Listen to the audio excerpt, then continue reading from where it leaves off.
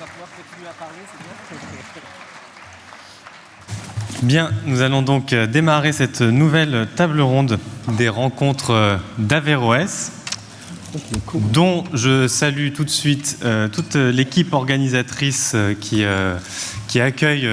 nous accueille et qui accueille tous les participants avec à la fois beaucoup de professionnalisme et de chaleur.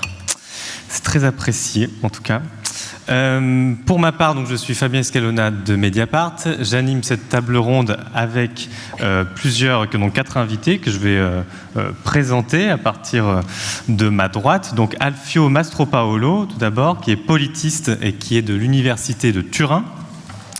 À côté de lui, Déborah Cohen, qui est historienne, qui est maîtresse de conférences à l'université de Rouen et qui a publié notamment un petit livre sur le peuple aux éditions Anna Mosa, je crois, qui sera dans les signatures, donc à la suite de la table ronde. Ça me donne l'occasion d'annoncer cette séance de signature à l'issue de la table ronde.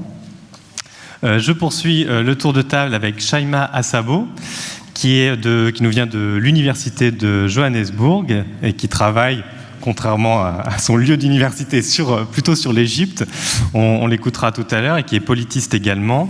Et enfin, Albert Augian, qui est sociologue, directeur de recherche au CNRS, et qui est co-auteur aussi de plusieurs ouvrages, dont Antidémocratie, et co-auteur à plusieurs reprises, je crois, avec Sandra Logier, qui donc écrit sur les mêmes thématiques. Donc notre thème aujourd'hui, quelle place pour le peuple en démocratie ? Bon, vous voyez, peuple, démocratie, on est dans les gros concepts bien chargés sur lesquels il serait possible de passer des heures. Donc on vous demandera l'indulgence parce qu'on va avoir 1 heure d'échange entre nous que je vais un peu animer, où on va aborder plusieurs sujets, mais évidemment on ne pourra pas tout dire, on ne pourra pas tout aborder. C'est pour ça notamment qu'il y aura la 2e heure d'échange avec le public où on prendra plusieurs questions. Voilà pour la façon de procéder. Peut-être on peut commencer aussi par dire qu'on est dans une actualité très forte, c'est-à-dire que le peuple, les élites, le peuple de la démocratie, c'est des grandes questions, comme je l'ai dit, mais évidemment, alors qu'on est à 1 an de mobilisation des Gilets jaunes, alors que de Santiago à Beyrouth, en passant par Port-au-Prince, Bagdad, et j'en oublie beaucoup, on a des soulèvements, Alger aussi, on a des soulèvements populaires très forts pour la démocratie.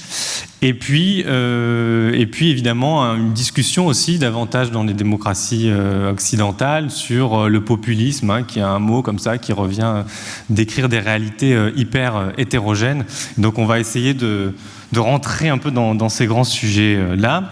Alors la première question, je vais la poser à Alfio Mastropaolo, qui a beaucoup écrit sur justement les démocraties représentatives libérales et la fatigue de ces démocraties. Donc là, on est vraiment dans le thème de ces journées.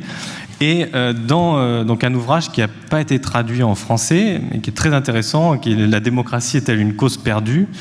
Alfio, vous avez écrit « Ce n'est pas la représentation qui a été inventée pour permettre au peuple de gouverner, mais le peuple qui a été inventé pour permettre aux représentants de gouverner. » Et donc, je vais vous demander d'expliquer cette formule. Bon, de temps en temps, on invente des formules amusantes, mais en fait, la réalité est un peu... Ah, mais il faut les assumer derrière. Oui, naturellement, pour attirer les lecteurs, il faut inventer quelque chose. Bon, en premier lieu, je vous remercie pour m'avoir invité, et donc je tenterai de répondre à votre question en faisant un peu l'inventaire du peuple. Parce que le concept de peuple a des origines très anciennes. À un certain moment, on a le problème de remplacer le bon Dieu comme source de légitimation du pouvoir. Et c'est au moment des grandes révolutions. Naturellement, on utilisait déjà le peuple, les Romains, les Grecs au Moyen-Âge, etc. Mais c'est fondamentalement avec les grandes révolutions que le principe de légitimation divine ou théocratique est remplacé par le peuple.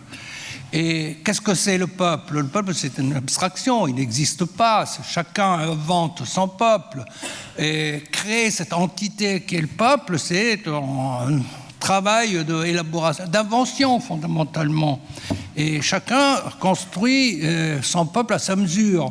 En venant ici, j'ai rencontré un cortège Gilets jaunes, et j'ai pensé à une formule de Pasolini. Vous savez, en 1968, au moment de la grande mobilisation étudiante, Pasolini disait aux étudiants: vous n'êtes pas le peuple, vous êtes des enfants gâtés, vous êtes les enfants de la bourgeoisie. Le peuple, c'est les policiers. Les policiers, parce que c'est des enfants du peuple qui viennent de la campagne, qui viennent du sud, etc. C'est le véritable peuple, c'est eux, et c'est pas vous. J'ai l'impression que les choses aient changé un peu, parce que les policiers viennent de la classe moyenne, sont hyper cultivés et assez méchants souvent, mais quand même. Alors, l'enjeu de la définition du peuple est un enjeu fondamental. Dans les régimes démocratiques, il est fondamental parce que ça traîne en plus le problème du droit de vote. Et donc, il y a une lutte politique pour la définition du peuple. Moi, j'ai marqué quelques points dans cette lutte. Ça commence avec une lutte, on dit c'est le peuple. D'abord, la Révolution française, c'est la révolution du peuple, mais c'était aussi la Révolution anglaise. Les Levelers, c'était un mouvement qui prétendait de représenter le peuple, mais le peuple, c'était fondamentalement la bourgeoisie, c'était les propriétaires. Et Benjamin Constant est très clair sur ce point, parce que c'est ceux qui ont des intérêts à défendre qui peuvent faire part du peuple. Le socialisme invente un autre peuple, parce que c'est le peuple des travailleurs. C'est le peuple donc qui doit inclure les travailleurs. Et qui stresse l'idée d'un peuple bourgeois, naturellement. Il y a un énorme conflit, il y a le conflit sur le suffrage universel. Bon, je vais très rapidement, parce qu'on pourrait, raconter. Ici, j'ai une historienne à côté, je suis très effrayé de ce que je vous raconte, mais quand même. Et le fascisme. Et les fascismes inventent leur peuple. Le nazisme, il invente le folk, c'est le centre. Le fascisme italien réinvente un peuple italien qui revient à la romanité, cette idée un peu ridicule que les Italiens étaient les héritiers des Romains. C'est comme les Français qui sont héritiers des Gaulois d'ailleurs, mais quand même. Et puis, il y a le peuple des classes populaires au moment des fronts populaires. La grande mobilisation des années 30, c'est une mobilisation au nom du peuple. Et puis, il y a un autre énorme problème. Les femmes font-elles partie du peuple ou ne font pas partie du peuple? C'est une question très compliquée. Et il faut se souvenir que dans un des grands pays, je ne sais pas la mère de la démocratie, parce que la mère de la démocratie, on dit que c'est l'Angleterre, c'est les États-Unis. Mais quand même, en Suisse, les femmes n'ont pas pu voter jusqu'en 1971. Donc, vous voyez que c'est un enjeu, celui du vote des femmes, extrêmement compliqué, celui-ci aussi. Les constitutions de l'après-guerre reconstruisent le concept du peuple.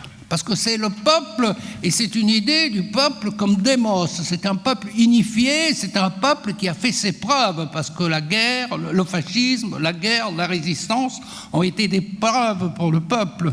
Et alors, on établit de nouveau bornes pour le peuple. Donc, les frontières du peuple changent un peu. Le peuple, c'est ceux qui sont nés dans le pays, les gens du pays, mais en même temps, ceux qui arrivent de loin, les immigrés peuvent devenir part du peuple, avoir le droit de vote. Une autre grande révolution, ça que je me souviens, je tentais de reconstruire en repensant un peu, le thatcherisme. Le thatcherisme fait une révolution du peuple. C'est une grande révolution populaire.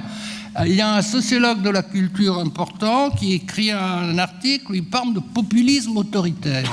Et il décrit un nouveau peuple qui n'est pas le peuple du parti travailliste, c'est pas le peuple des travailleurs, c'est pas le peuple des syndicats, des organisations syndicales, mais c'est les contribuables, c'est les petits actionnaires, c'est les petits propriétaires, c'est les classes moyennes.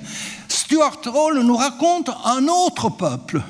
Et il lance cette idée, c'est le premier, je crois, qui utilise le concept de populisme dans le sens où nous l'utilisons en ce moment-là. Puis il y aura Taguieff, mais on en parlera peut-être ensuite. Et c'est un moment qui change, parce que c'est un peuple qui est contre les classes populaires. Ça commence à construire un peuple contre les classes populaires. Et puis finalement, il y a le peuple des populistes.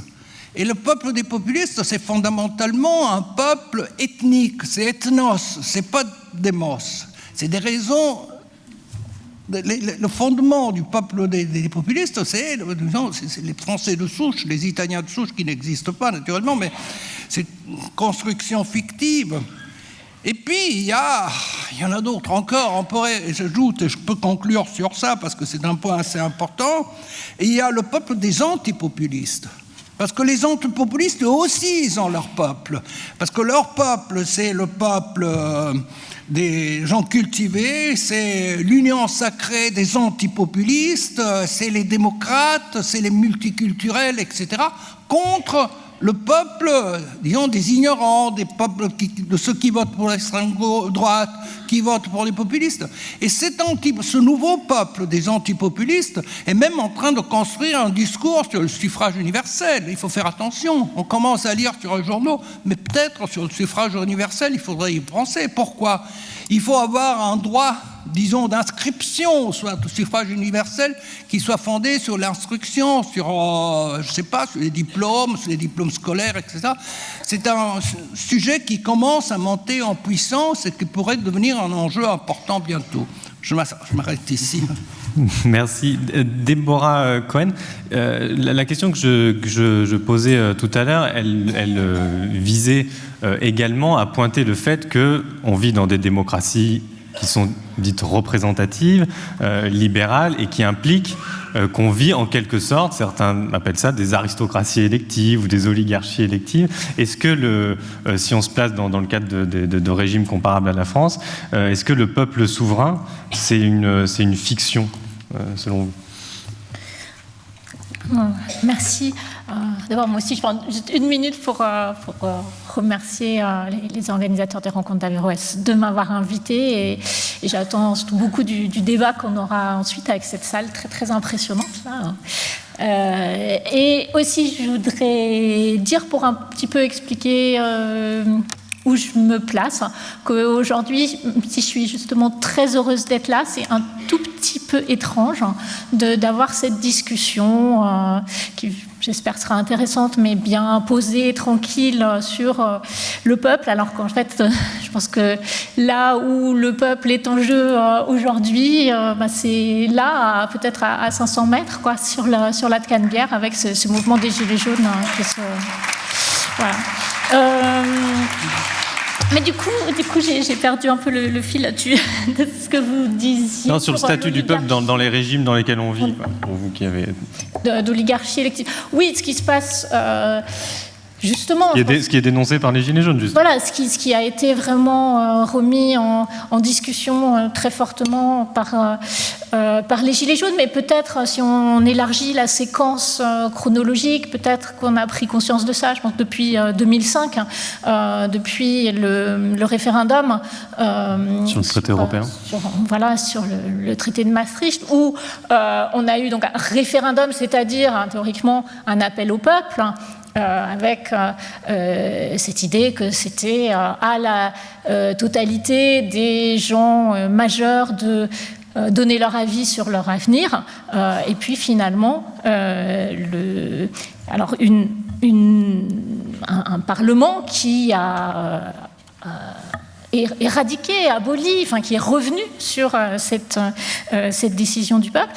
Alors, au nom du fait qu'ils étaient en effet élus, au nom de leur légitimité élective, mais aussi, peut-être on pourra à un certain moment revenir là-dessus, avec un argument de compétence, c'est-à-dire franchement le traité de Maastricht c'est très très compliqué,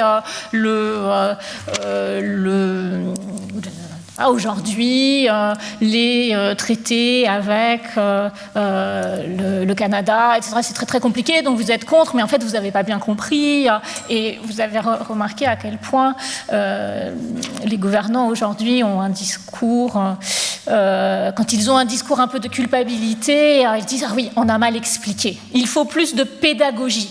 Donc parce que, au fond, ce peuple, il ne comprend pas trop ce qui se passe, et nous, on a la compétence, et le peuple est incompétent.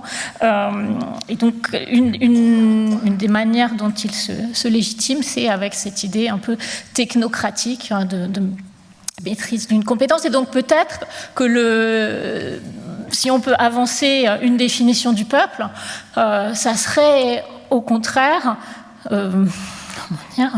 l'ensemble des incompétents. C'est-à-dire on est tous incompétents. Mais je m'explique, parce que peut-être ça paraît un peu l'ensemble. C'est-à-dire qu'en réalité, on pourrait définir la politique non pas comme le lieu d'un savoir administratif, gestionnaire, technique, etc., mais comme un lieu de débat qui n'exige pas de compétences particulières, qui exige juste le souci du commun, qui n'est pas une compétence, c'est en ce sens qui est la compétence de tous et de toutes et de chacun. Très bien, merci. Non, mais fait circuler la parole. Je me tourne vers Shaima Assabo. Alors, donc là, on a parlé du peuple dans un contexte qui est celui des démocraties occidentales construites au cours des 2 siècles derniers. Vous travaillez sur le cas égyptien et vous vous intéressez aussi plus largement à des contextes qui sont restés pour la plupart des contextes autoritaires. Pour autant, ce qui est intéressant, c'est qu'il y a quand même des élections. C'est-à-dire il y a quand même le besoin, comme si même les autocrates, ou qui violent les droits de l'homme, qui ne respectent pas les libertés fondamentales, qui truquent les élections, même ceux-là ont besoin quelque part d'une onction populaire. C'est-à-dire que même on parle des démocraties, mais même dans les régimes autoritaires, c'est important d'avoir une validation du peuple autrement que juste l'acclamation. Merci.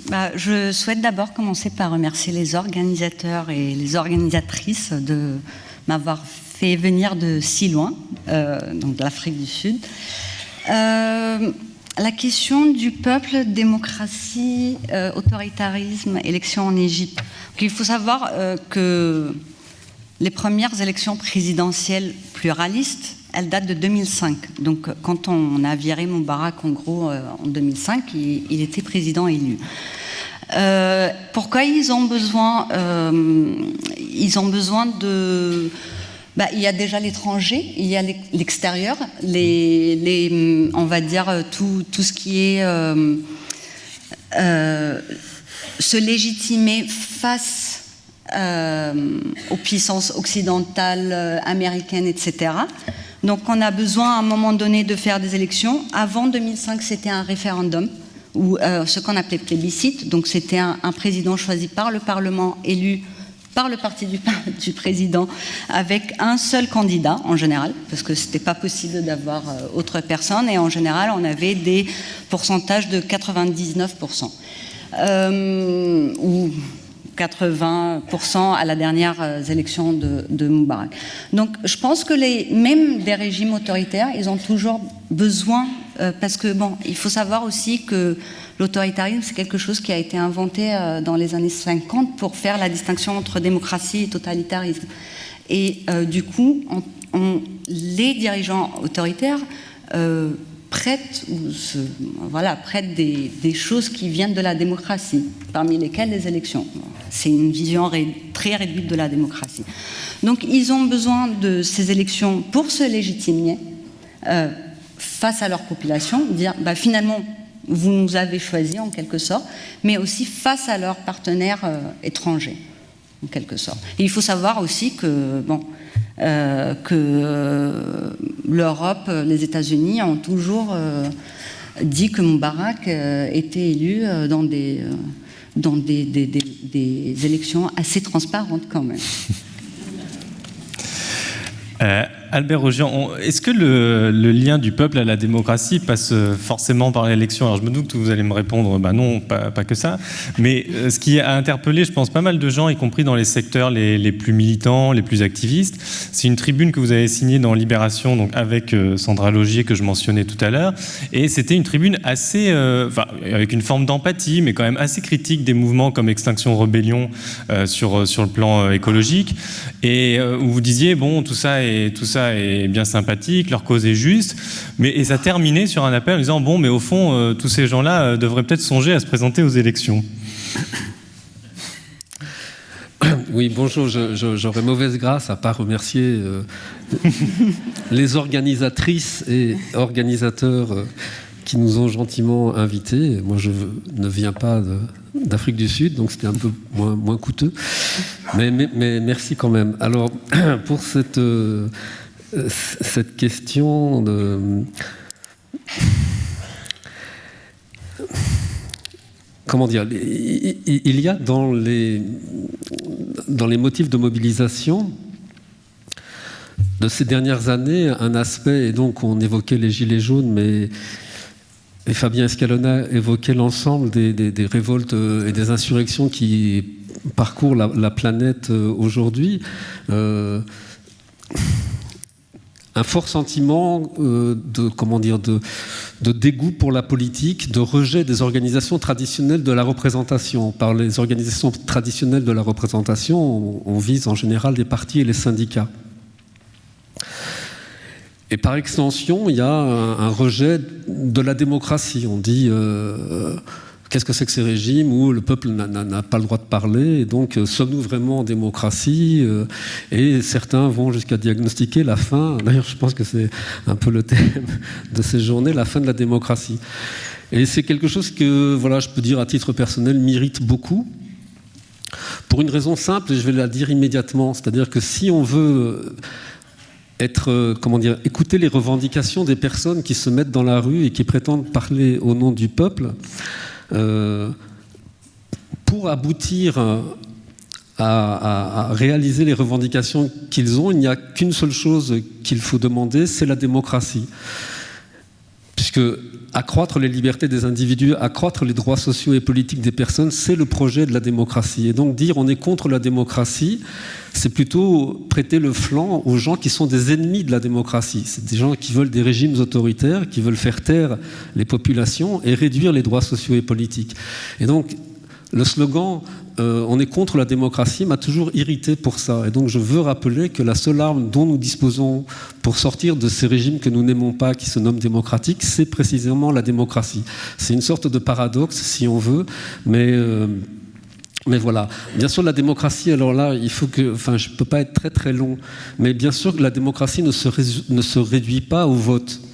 Donc dans les livres que nous avons écrits avec Sandra Logier, on essaie de donner une conception plus large de la démocratie qui englobe à la fois le côté institutionnel, c'est-à-dire le fait que nous ayons des institutions, un parlement élu, un président dont bien sûr on pourrait se passer, ça serait d'ailleurs préférable qu'on se passe d'un président, mais bon, pour l'instant dans les institutions françaises en tout cas, mais tournez-vous vers tous les pays européens, vous verrez qu'il n'y en a pas beaucoup des présidents comme un président français.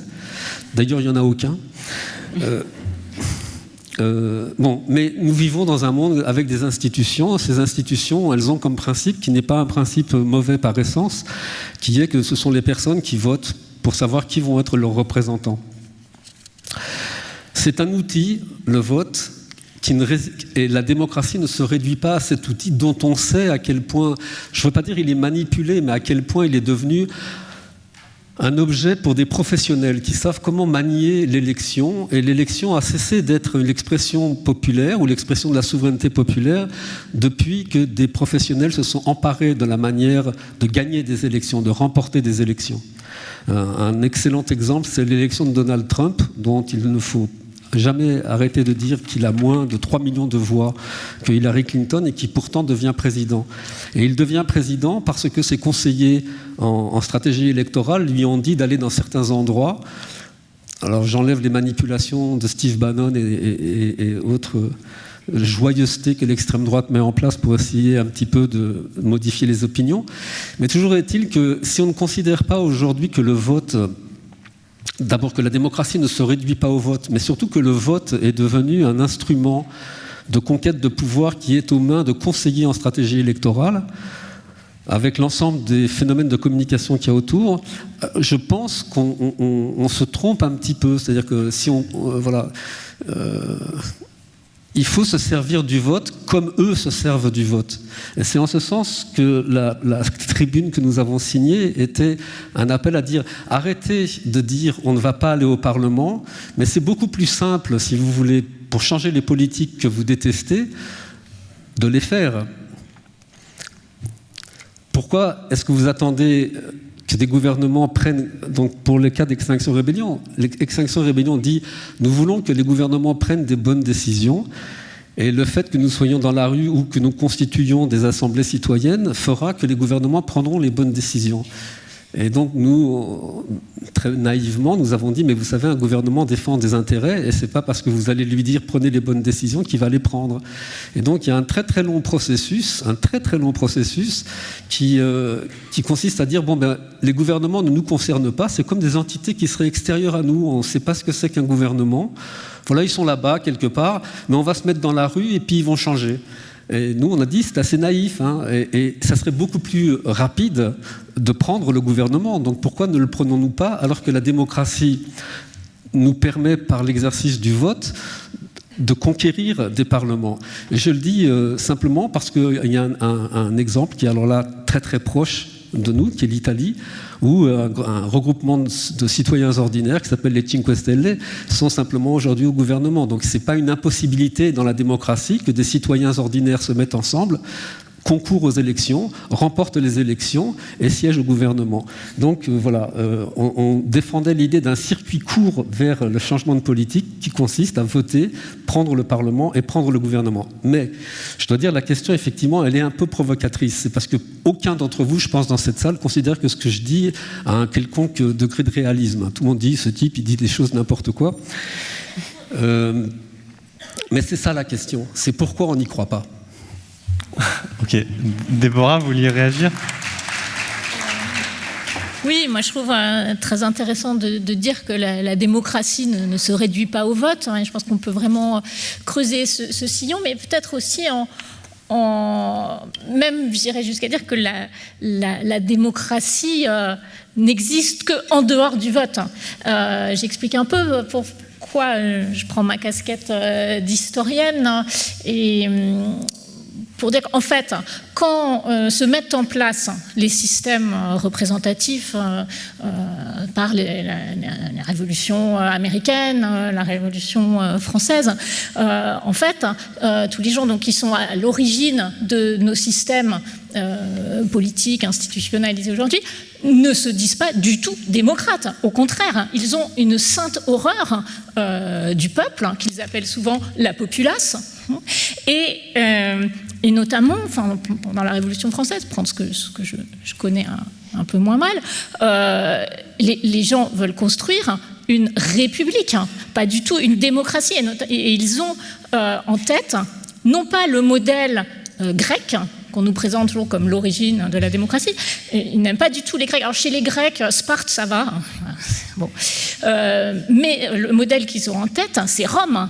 C'est la République romaine qu'ils voient comme un système équilibré entre une participation du peuple, mais aussi un pouvoir fort, un chef, et une forte présence d'élites, soit économique, soit dite naturelle, l'élite de la compétence. Et c'est la même chose en Amérique. John Adams disait qu'il fallait, il écrit un texte qui s'appelle Defense of the Constitution à la fin du XVIIIe siècle, et il dit non, nous ce qu'on construit, c'est un système républicain où il faut un chef et des élites. Et il y a des gens à ce moment-là qui se disent démocrates, peut-être quelqu'un comme Thomas Paine, et ces gens-là sont extrêmement marginalisés. Donc je pense que les systèmes dans lesquels on est aujourd'hui, c'est un peu par un abus de langage qu'on appelle ça une démocratie, c'est des républiques. Et en fait, alors comment est-ce qu'on en est arrivé à appeler ça des démocraties? C'est qu'au XIXe siècle, le droit de vote a été de plus en plus élargi et les paysans, les artisans, tous ces gens qui jusque-là étaient vraiment méprisés par les classes politiques au pouvoir, se sont trouvés, c'est un peu ce que disait Albert Augien, c'est-à-dire se sont trouvés en position de décider du destin politique, enfin du maintien en place de ces politiques professionnelles. Et ils ont commencé, en effet, enfin les politiques ont commencé à finalement, comment disait Albert Augien, à manipuler le vote, et une des formes de manipulation, c'était de dire, bien sûr, on construit un régime pour le peuple. Ce qu'on construit, c'est une démocratie. Et là, le terme de démocratie a commencé à être accepté et répandu par les élites. Après, il a d'autres sens, bien sûr, pour les vrais démocrates, mais on y reviendra. Oui, Shaima Sopo, je profite de ce que vient de dire Deborah Cohen, puisqu'elle a eu cette formule, la démocratie existe en dehors du vote et la capacité des élites à manipuler le vote. Il me semble que dans les contextes autoritaires, ça se retrouve aussi. Alors, votre terrain, c'est l'Égypte, mais alors, ça me faisait penser quand même au cas algérien, parce que là, on accorde, entre guillemets, une élection au peuple après tant de semaines de mobilisation, mais la plupart des gens continuent à aller dans la rue le vendredi en disant mais non, ça ne va pas, on n'a pas le temps pour s'organiser, on nous propose des candidats qui en réalité font partie du système. Donc comment trouver un débouché parfois aux révoltes, et est-ce qu'il faut absolument qu'il y ait un débouché traditionnel aux révoltes? Justement, je pense que l'un des problèmes de l'Égypte, par exemple, et aussi je pense que dans d'autres pays, c'est que en 2011, quand il y a eu la révolution, et même avant toute la demande de l'opposition contre Moubarak, pour mettre fin à l'autoritarisme, c'est qu'ils ont dit il faut changer la constitution, il faut avoir des élections libres, il faut avoir des élections pluralistes, la possibilité d'élire un président, c'est-à-dire que l'ensemble de la population a le droit de choisir son représentant. Et le problème, c'est qu'à un moment donné, il y a cette réduction de la démocratie au volet représentatif ou le volet juste du vote. Et c'est tout le problème, par exemple, qu'on va s'apercevoir en 2012 au moment des votes des frères musulmans, l'élection de Mohamed Morsi. Qui est le président élu du président parti des frères musulmans. on va appeler ça... l'Égypte a fait une transition démocratique alors qu'il n'y avait rien de démocratique. Il faut savoir que c'est des élections qui étaient organisées sous le pouvoir du Conseil suprême des forces armées, qui avait... on a dit que c'est une révolution en 2011, mais techniquement, l'armée a pris le pouvoir. C'est eux qui organisent les élections, avec plein de négociations qui ne sont pas exposées au peuple. Et à un moment donné, donc il y a ce président qui est élu grâce à des mobilisations populaires, parce que sinon il n'y aurait pas eu d'élection.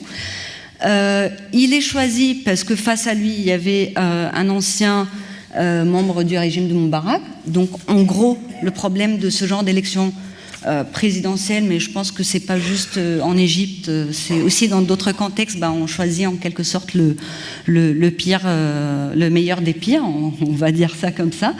Et on a élu donc Elie Morsi, sauf qu'il y a eu des protestations après. Donc on a dit, est-ce que c'est légitime de virer un président élu ou pas? Il y a eu des mobilisations, manipulées, tout ce que vous voulez. On a eu quand même, il faut juste rappeler qu'entre 2011 et 2014, on a à peu près 4 présidents, 2 en élection, 2 en transition, 3 assemblées constituantes, 2 constitutions.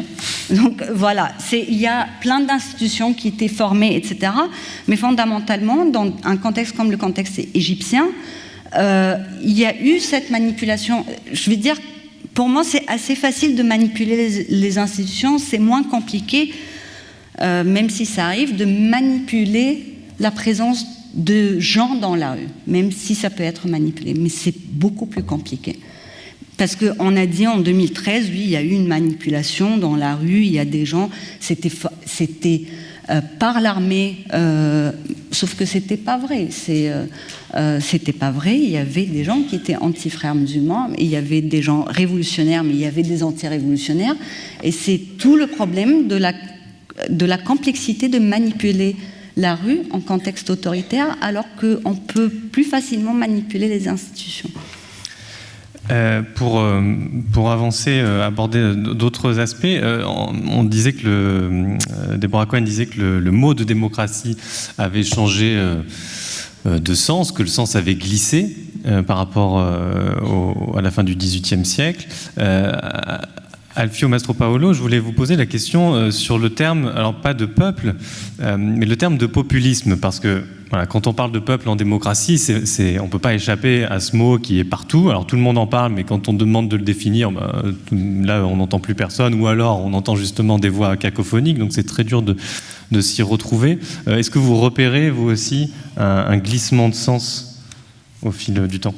Bon, le mot populisme, c'est un mot abusé qu'on utilise depuis le 19e siècle, qui a été utilisé en Russie, qui a été utilisé aux États-Unis. Aux États-Unis, c'est un mouvement démocratique qui a duré longtemps, jusqu'aux années 30, en plus qui a été considéré pour longtemps équivalent de la démocratie. Le populisme, le mouvement populiste, Franklin Roosevelt était considéré un populiste, par exemple. C'est-à-dire un président était considéré, accusé d'être pas accusé, il était apprécié comme populiste. Kennedy a été considéré populiste. Johnson a été considéré populiste. Puis ensuite, à un certain moment, dans les années 50, le mot change. Ça devient un terme qui sert à stigmatiser des phénomènes politiques qui ne plaisent pas. Et on commence à l'utiliser d'une manière contre. On commence à identifier, par exemple, le populisme avec le macartisme. Le macartisme est identifié, le populisme, c'est quelque chose d'incertain qu'on utilise pour identifier des mouvements comme le nasserisme ou le régime de Sukarno, etc. Il est importé en Europe, il revient en Europe dans les années 80. Je crois que l'article de Stuart Hall que je citais, c'était de 1981. Stuart Hall utilise le mot populisme pour indiquer la politique du Parti conservateur anglais, la politique du thatcherisme. Et puis ensuite, c'est Taguieff qui cherche un nom pour appeler le Front National. Il ne sait pas comment l'appeler. C'est une belle question parce qu'en France, comme dit Michel Debré, la France est allergique au fascisme et donc on ne pouvait pas dire que le Front National c'était du fascisme, bien que les liens avec Vichy, avec l'Algérie française, avec l'extrême droite française étaient extrêmement forts. Et donc on commence à changer ce nom et ça a une fortune extraordinaire. Et on commence à construire. Moi, j'ai dit quelquefois que c'est une invention des spécialistes du populisme, le populisme. L'Union européenne a financé énormément de recherches pour comprendre ce que c'est le populisme. En fait, si on va voir, maintenant, il y a un peu un discours sur le populisme de gauche. On a construit aussi un populisme de gauche, notamment en Espagne, c'est le parti Podemos se considère un parti populiste. On dit, l'analyse marxiste, ça ne marche plus. On ne peut plus rassembler des classes. Et donc, il faut rassembler de quelque façon le peuple contre les élites. Mais en fait, le véritable populisme de droite, c'est l'extrême droite. C'est quelque chose qui n'est pas exactement le fascisme. Mais on ne peut pas imaginer de revenir au fascisme, parce que le fascisme, c'est quelque chose qui se passe dans les années 20, dans les années 30, après la mobilisation après la guerre mondiale, avec, des milliers d'officiers démobilisés, de militaires démobilisés, c'est autre chose complètement. Mais quand même, des idées, c'est le sang, moi je me permets de dire, c'est le retour, de l'Europe réactionnaire, de l'Europe contre les Lumières. C'est cette réaction, c'est ça au fond, mouvement. Et ces mouvements, c'est aussi des mouvements qui ont des racines populaires. La Vendée, c'est un phénomène populaire, c'est pas uniquement un phénomène d'élite, il ne faut pas oublier ça, donc c'est hyper important cet aspect. Et donc, en quelle façon les universitaires ont construit le populisme? Ça m'amuse beaucoup, parce qu'ils ont commencé à tenter de reconduire le populisme à la démocratie. Dire, mais après tout, ce populisme-là, c'est une idéologie souple, c'est pas une idéologie forte, il est compatible, ils acceptent les règles démocratiques. Mais ils acceptent les règles démocratiques, mais ils changent l'esprit de la démocratie. Ça, les partis populistes, on peut le voir. Le changement, comme je disais, du démos à l'ethnos, par exemple, c'est quelque chose d'absolument incompatible avec la tradition démocratique. La démocratie est un concept par partout. Quelqu'un disait ce matin, c'est une boîte vide. On peut la remplir. La démocratie a beaucoup besoin d'adjectifs pour être comprise. Mais quand même, alors si on prend ce qu'on a entendu, démocratie, après le fascisme, dans les années 40, 50, après la résistance, etc., les partis populistes sont la négation de ce genre de démocratie, de cette tradition démocratique. Et il faut le savoir. Et c'est une négation, personnellement, que je considère extrêmement réactionnaire. En tentant de dédramatiser, de banaliser le populisme, je crois que les universitaires ne rendent pas un bon service, à la démocratie. C'est ça. Alors, justement, parmi toutes les interprétations possibles du populisme, il y en a beaucoup qui insistent sur le fait que c'est toujours relié à une crise de la représentation qui intervient de façon régulière dans l'histoire des démocraties. On parlait des 1 an des Gilets jaunes. Les Gilets jaunes ont des revendications qui consistent à, justement, parfois, sinon court-circuiter ou enrichir la démocratie par des nouveaux droits politiques. Ça a été la fameuse revendication du référendum d'initiative citoyenne. Il y a d'autres pistes qui sont suivies, qui sont reprises des fois par des acteurs très dominants. Hein. Le tirage au sort, par exemple, qui a été employé pour faire par exemple, la convention climat. Je me demande d'ailleurs si c'est pas ce week-end que c'est en train de se dérouler. En tout cas, il y a des sessions régulières de cette convention climat où des citoyens tirés au sort réfléchissent à comment la France pourrait s'adapter pour remplir ses objectifs climat. Si on prend ces deux exemples-là, le RIC et puis le tirage au sort, est-ce que ça vous semble des bonnes pistes pour permettre au peuple d'être davantage présent, d'être davantage impliqué en démocratie? Je commence peut-être par vous, Albert Rogian. Je vais juste reprendre ce que j'ai dit auparavant. Je pense que ce sont le RIC et le tirage au sort, ce sont plus particulièrement le RIC, je tiens plus au tirage au sort. Ce sont des choses ce sont des outils qu'on peut ajouter à la panoplie, mais quand même le premier outil, c'est s'emparer du bulletin de vote. Parce que c'est assez étrange de laisser cette place vide qui est occupée par les personnes dont, qu'on le veuille ou non, on les crédite de la compétence à pouvoir diriger des pays. Or, je conteste que ces gens aient une compétence pour diriger les pays. Et donc, je pense que les citoyens ont plus de compétences, nonobstant ce que Deborah Cohen a dit, ou en tout cas ce qu'on appelle, Sandra et moi, de la capacité politique à diriger des pays. Au moins, ils en ont au moins autant que les gens qui nous gouvernent, car si les gens qui nous gouvernent avaient une compétence politique quelconque, est-ce qu'on serait vraiment dans l'état dans lequel on est actuellement ? Donc voilà.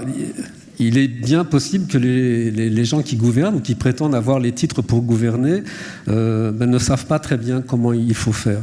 Donc le premier outil de la démocratie, et encore une fois, bien que ça puisse se choquer, c'est quand même s'emparer du bulletin de vote. Je sais toutes les difficultés que ça comporte, en particulier pour qui voter.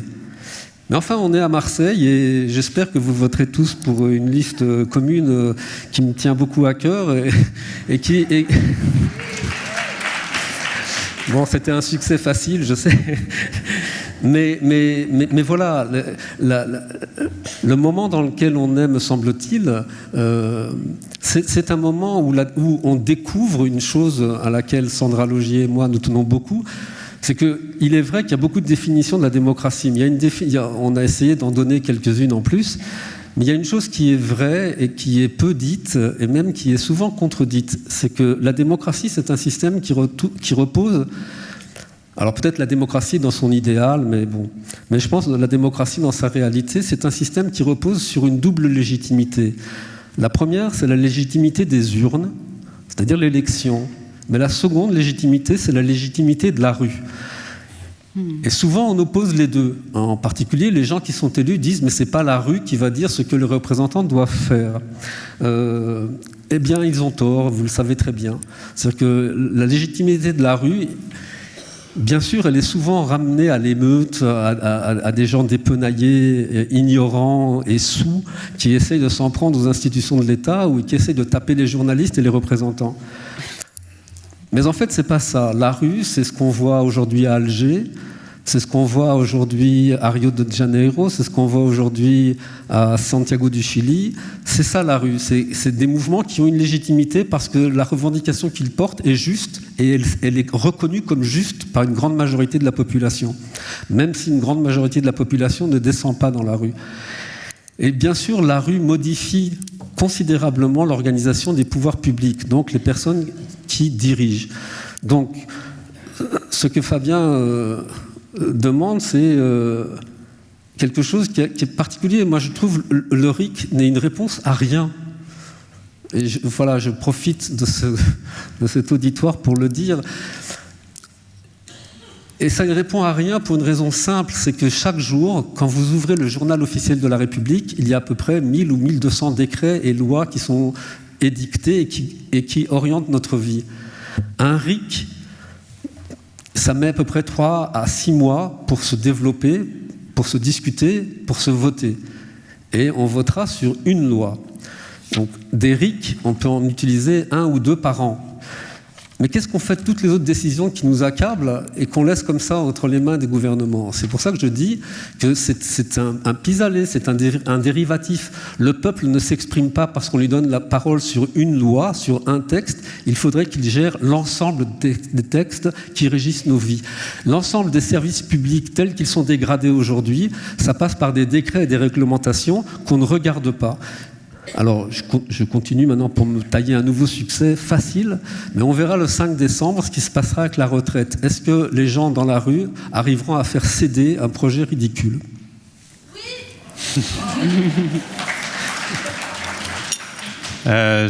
C'est une question ouverte pour tout le monde, donc... Oui, je vais peut-être revenir un tout petit peu sur cette idée que la démocratie, c'est le règne des incompétents, parce que je voudrais surtout pas être mal comprise là-dessus. Je veux dire qu'en ce moment, on est rentré dans un système où on nous explique que ceux qui doivent choisir sont des gens qui ont un savoir technique. Et moi, je pense qu'en effet, il y a un savoir à élaborer qui est savoir ce qui est bien pour le commun. Et ça, mais ce que je veux dire, c'est pas un savoir technique, c'est en ce sens que ça ne relève pas de compétences. C'est ça que je voulais dire. Et cette idée que la politique serait un savoir technique, ça vient de loin, ça vient des Lumières, ça vient du 18e. C'est à ce moment-là qu'on commence à expliquer que le pouvoir suppose un savoir. C'est lié à toute cette croyance en la science. Et de bonne foi, les hommes... on pourrait dire les hommes et les femmes, mais non, surtout les hommes des Lumières, vont dire que voilà, ils vont trouver des savoirs qui vont permettre le bonheur commun. Or, en fait, justement, qu'est-ce que ça peut être que le peuple? Je pense justement, ça serait des groupes différents qui mettraient ensemble leur conception de ce qu'est le bonheur commun et de ce que sont les moyens pour arriver à ce bonheur commun. Or, évidemment, quand même, c'est compliqué parce que, justement, le peuple n'est pas unifié, il est fait de groupes très différents qui ont des idées différentes sur ce que doit être le bonheur commun, qui ont des particularités. Et le terme même de peuple qui revient, ça fait pas très longtemps quand même qu'on recommence à utiliser ce terme de peuple par rapport, vous l'avez dit, aux usages qu'on pouvait faire autrefois de prolétariat ou enfin voilà d'autres définitions qui étaient plus spécialisées. Peuple vise à mettre ensemble. C'est la manière dont définissent Ernesto Laclau et Chantal Mouffe, mettre ensemble des demandes qui sont particulières, à mettre en équivalence des demandes de groupes différents, des demandes d'égalité. Alors, c'est pas pour du tout faire... expliquer que le populisme que définissent Chantal Mouffe et Ernesto Laclau serait la solution. Je pense que, personnellement, c'est pas mon idéal parce que, en fait, justement, cette mise en équivalence des différentes demandes d'égalité, des différentes options pour le bien commun, eux, ils et elles pensent que ça va quand même être très, très, très compliqué et qu'au bout du compte, je simplifie quand même beaucoup leur pensée, mais au bout du compte, on va avoir besoin d'un chef, qui soit le nom qui unifie tout ça. Donc ça, c'est là qu'on en vient à un populisme qui peut aboutir à un populisme autoritaire, mais et je ne fais pas plus long, mais ce que je trouve très intéressant, en fait, c'est quand même cette idée que peuple serait fait d'une multitude, d'une diversité de conceptions du bien commun. Et on le voit très bien dans le mouvement des Gilets jaunes. Au début du mouvement, on a essayé de le localiser, de l'assigner à une sociologie bien particulière. Oui, c'est les gens des périphéries, ça. Non, en fait, c'est l'extraordinaire diversité sociale quand même de ce mouvement qui frappe, et où chacun essaye de mettre en commun sa vision du commun. Ah, mais alors, justement, comment mettre en commun ça? Et c'est ça qui est très intéressant. Et je pense que, donc, je finis juste vraiment, justement, on n'a pas besoin d'un chef pour faire ça, mais cette invention, elle va se faire, je dirais, en marchant au cours du mouvement. Alors, vous avez commencé à répondre, mais j'aimerais insister un peu auprès de vous et puis de tous les autres invités qui veulent intervenir sur cette question. C'était ma question initiale, c'est-à-dire qu'une fois qu'on a dit que la République, historiquement, s'est construite contre la démocratie comme vrai pouvoir du peuple sur lui-même, une fois qu'on a dit que le vote, ça suffisait pas, on peut le défendre, mais en tout cas, qu'il faut d'autres formes d'intervention, d'implication populaire, lesquelles, quoi. On a cité, donc, Albert Rougéan était très sceptique sur le RIC, peut-être un peu moins sur le tirage au sort. Vous, quels seraient des dispositifs concrets, en fait, pour que le peuple retrouve une place plus forte en démocratie, quoi. Question ouverte pour tout le monde. Oui, je peux beaucoup parler, là. Je peux répondre, mais pour moi, la question. je peux bien. Moi, j'ai une petite anecdote, en fait, sur les élections, référendums, etc. Au moment où il y a la discussion du référendum, la Constitution, en 2013, donc la Constitution sous le gouvernement des frères musulmans. Les autres forces politiques égyptiennes, on va dire, bon, c'est assez compliqué de réduire à islamiste, non islamiste ou laïque, parce que bon, c'est pas assez tranché en Égypte comme ça. De même aussi que je pense que c'est l'autre table ronde droite-gauche, donc aussi c'est pas assez tranché en Égypte. Donc il y a eu cette constituante plus ou moins dominée par les frères musulmans et les salafistes, et donc les autres forces politiques craignaient un peu une constitution assez islamiste. Donc pas mal d'intellectuels, écrivains, des gens très progressistes, intellectuels égyptiens, etc., ont demandé que on devrait exclure les analphabètes, parce que bon, il faut savoir qu'en Égypte il y a un taux d'analphabétisme encore, qu'il fallait exclure les analphabètes du vote sur la Constitution, parce que c'était assez technique pour que ces gens-là puissent comprendre. Et du coup, il y avait une crainte qu'ils soient manipulés par les frères musulmans. Donc il y a cette tendance toujours d'infantilisation du peuple aussi. Donc voilà, c'est mon anecdote. Donc je ne sais pas s'il y a d'autres moyens pour inclure le peuple dans le gouvernement, en quelque sorte. C'est peut-être été... ça s'est passé sur une façon ou sur un contexte très réduit sur la place Tahrir, avec ces discussions assez intéressantes à la prise de décision un peu de façon horizontale. Mais ça reste qu'il y a toujours quelqu'un qui va venir dire... Nous, on vous représente, en fait. Nous, on est les représentants du peuple. Parce qu'à ma connaissance, sur la place Tahrir, il n'y a aucune personne qui est sortie vraiment de la place ou de ce mouvement populaire à aller négocier l'avenir du pays. Ça restait l'opposition qui était là, qui était toujours en lien avec l'ancien régime.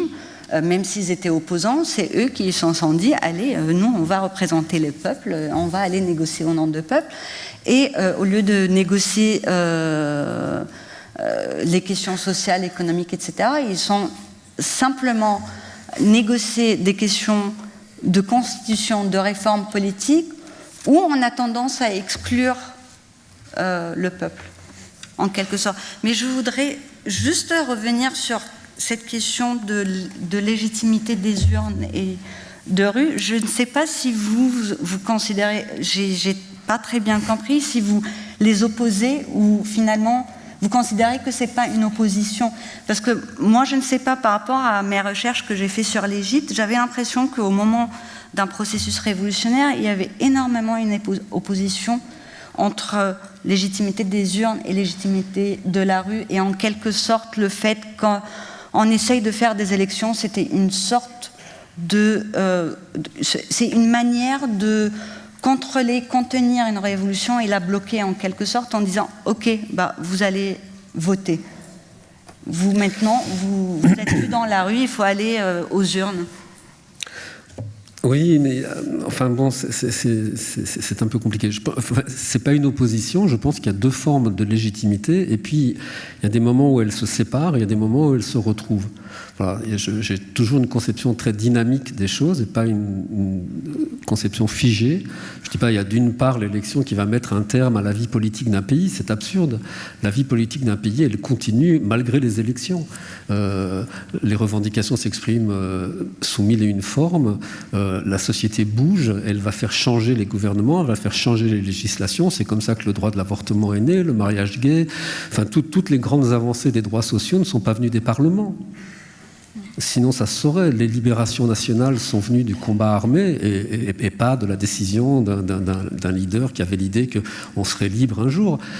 Donc voilà, là, c'est empiriquement reconnaître le fait qu'une élection, elle a effectivement, je pense, le statut que vous dites, c'est vrai, c'est-à-dire qu'à un certain moment d'ébullition, de discussion dans la société, que ce soit dans la rue, vis-à-vis des formes institutionnelles qu'on a, l'élection à un moment apparaît, mais je pense qu'elle apparaît dans des milieux, dans des multiples endroits, comme un moment où on va dire, bon, on a assez débattu, pour autant qu'on ait assez débattu. Hein. Donc il ne faut pas confondre le référendum et le plébiscite. Il faut pas, voilà. Donc quand on est sur la place Tahrir, si on fait un vote, évidemment qu'il ne va pas être génial. Mais par contre, si on laisse 6 mois de délibération collective, ça va être différent. On peut imaginer ça à peu près. Et donc souvent je dis aux gens qui sont contre le référendum en disant que c'est un abus de pouvoir, et je pense que dans la salle vous serez tous d'accord, personne ici ne dira que le référendum de 2005 sur le traité de Maastricht a été une mascarade. Tout le monde dira que c'était quelque chose de bien, même si on a été floué après. Mais le référendum lui-même, tout le monde acceptera que la réponse qui a été donnée, elle était claire, et elle venait après un débat argumenté, qui a été long, qui a été riche, qui a été fort, aucune opinion a été écartée, et donc on se trouve devant ce référendum-là, devant une délibération collective, avec un résultat. Évidemment, ce résultat a été bafoué, et c'est une autre histoire, mais on peut dire que cette procédure-là a un caractère démocratique. Et donc, ce que je voulais dire aussi, c'était ça, oui, revenir sur le caractère de la délibération. Il y a des moments éruptifs où, effectivement, dans ces mouvements éruptifs, c'est dur de se mettre d'accord. Et les oppositions vont être violentes, et il faut l'accepter d'ailleurs. C'est l'histoire du monde, elle est faite ainsi. Hein. Un moment où, comme on dit, un peuple se soulève, on ne regarde pas les moyens. C'est-à-dire, alors, ce qui est magnifique actuellement, c'est que les peuples se soulèvent de façon totalement pacifique. On n'a plus besoin d'avoir des insurrections armées, on a des insurrections civiles, et on s'aperçoit que ça marche. Hein. Moubarak part, Ben Ali s'en va, et Piñera est obligé de changer la constitution. Donc c'est assez étrange. Bon, il y a eu un peu de violence au Chili, je suis d'accord. Enfin, donc Piñera, c'est au Chili, je m'excuse. Mais on voit ce qui se passe en Algérie, qui est un événement absolument majeur, et il faut absolument suivre de près ce qui se passe actuellement dans les rues d'Alger et voir ce qui se passera à l'occasion des élections. Si les élections se tiennent, ma préférence serait pour une abstention totale et massive à 0%, c'est-à-dire on verrait quel pouvoir a la légitimité, mais je ferme la parenthèse. Il faut comprendre que une chose importante dans l'idée qu'on a de ce que serait qu'une démocratie, c'est-à-dire où toutes les voix seraient entendues. L'idée de la démocratie, c'est l'égalité absolue entre les personnes. Chaque voix est égale à une autre voix, mais pas que dans les urnes, dans la vie. C'est pour ça que les mouvements MeToo, les mouvements féministes, tous ces mouvements qui demandent une égalité de parole sont des mouvements démocratiques. L'essence de la démocratie est là. Et une fois que le problème, évidemment, il est que s'il y a une multitude de voix, comment fera-t-on pour diriger vers une direction l'ensemble de ces multitudes de voix ? La seule solution qu'on a trouvée, je ne sais pas si elle est très bonne, c'est la délibération. C'est-à-dire on donne aux personnes la connaissance des dossiers et on dit parlez pendant 6 mois. C'est pour ça que j'aime bien le tirage au sort. C'est ce qui se passe pour la Convention citoyenne pour le climat. Mais c'est pas juste comme ça un artifice, c'est de dire voilà les dossiers. Et là, pour revenir sur la question que Deborah Cohen citait, c'est très important de savoir ça, qu'il y a un savoir spécialisé de l'administration, de l'architecture, de la médecine, du travail. Bien sûr, en tant que citoyen ordinaire, pourquoi on irait potasser tous ces dossiers? On n'a pas besoin de le faire. Ce qu'on demande simplement, c'est que les experts nous donnent toutes les données et qu'ils ne les gardent pas pour eux, et que la délibération soit ouverte. C'est ce que permet le tirage, enfin les systèmes de tirage au sort, c'est on prend des gens, on leur donne tous les dossiers, les experts viennent, sont au service des gens, et ne se mettent pas en arrière-plan en disant bon, on sait ce qui est bon pour le peuple et on va le lui dire. On dit non, voilà les données, et c'est à vous de dire quelle va être la solution que nous préférons. Donc ce à quoi va ma préférence, c'est bien sûr à la délibération. Ça ne veut pas dire que ce qu'on appelle des élites ou les gens qui ont un savoir spécialisé sont à l'écart de ça. Et bien souvent, je vais finir Fabien, et bien souvent, dans les mouvements de changement radical des sociétés, ce sont les gens qui disposaient de ce savoir et qui l'ont mis à disposition des populations qui ont emporté la mise. Donc il ne faut pas séparer les deux, mais penser à ce moment essentiel et important qui est la délibération collective sur des données qui sont apportées avec un temps qui est donné aux gens. Et en général, c'est le temps qu'on ne donne pas dans la démocratie. Je vous remercie. Alors, j'entends des tickets. 2005, c'est le référendum sur le TCE et Maastricht, c'était en 92. Hein, ça nous rajeunit pas trop. Alfio Mastropaolo, je vous donne le dernier mot avant qu'on passe aux questions. Mais peut-être pour rebondir sur cette histoire de tirage au sort, parce qu'on l'a pas beaucoup exploré, ça a été évoqué, finalement qu'il y ait une autre forme de représentation, une autre forme de délibération. Est-ce que vous, qui avez beaucoup travaillé sur les démocraties représentatives, c'est une voie qui vous semble intéressante, crédible pour enrichir la démocratie? C'est une question difficile à répondre parce que, je peux raconter un peu sur l'expérience italienne, mais avant tout, je voulais dire, il n'y a pas une crise de la représentation comme institution, je dirais. Parce que la représentation, après tout, elle marche assez bien, elle tolère même les partis populistes, elle réussit de quelque façon à les faire participer à la compétition démocratique. Et il y a une crise des partis, et il y a une crise des représentants. C'est pas une crise de la représentation en tant que telle. Il y a les représentants traditionnels, le Parti socialiste français, le Parti démocrate en Italie, la social-démocratie allemande, mais même les partis de centre-droit sont dans une crise assez grave. Et je voulais poser une question qu'on n'a pas touchée jusqu'ici. Il y a un lien très étroit, je pense, entre cette crise des représentants et les conditions de vie des sociétés occidentales. Il ne faut pas oublier ça.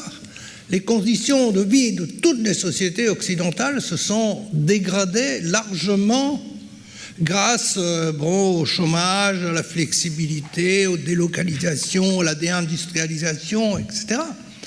Et on peut bien comprendre que les citoyens culpabilisent les élites politiques, les classes dirigeantes. C'est tout à fait normal qu'ils le font.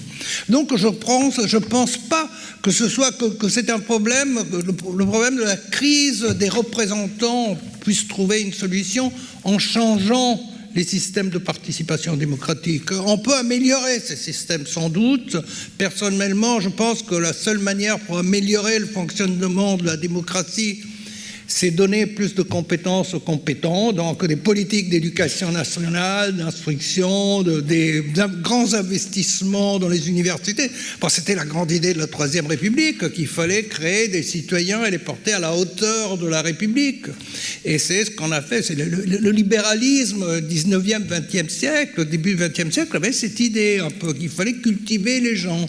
Il fallait les éduquer, l'enseignement. Et maintenant, ça, vous savez, l'état des universités, de l'enseignement, je ne sais pas en France, mais je crois que ce n'est pas très différent du cas italien. On dépense toujours moins, on se préoccupe fondamentalement de formation en fonction du marché, des exigences du marché. Aucune éducation qui soit une éducation critique, par exemple. Ça a disparu complètement de notre...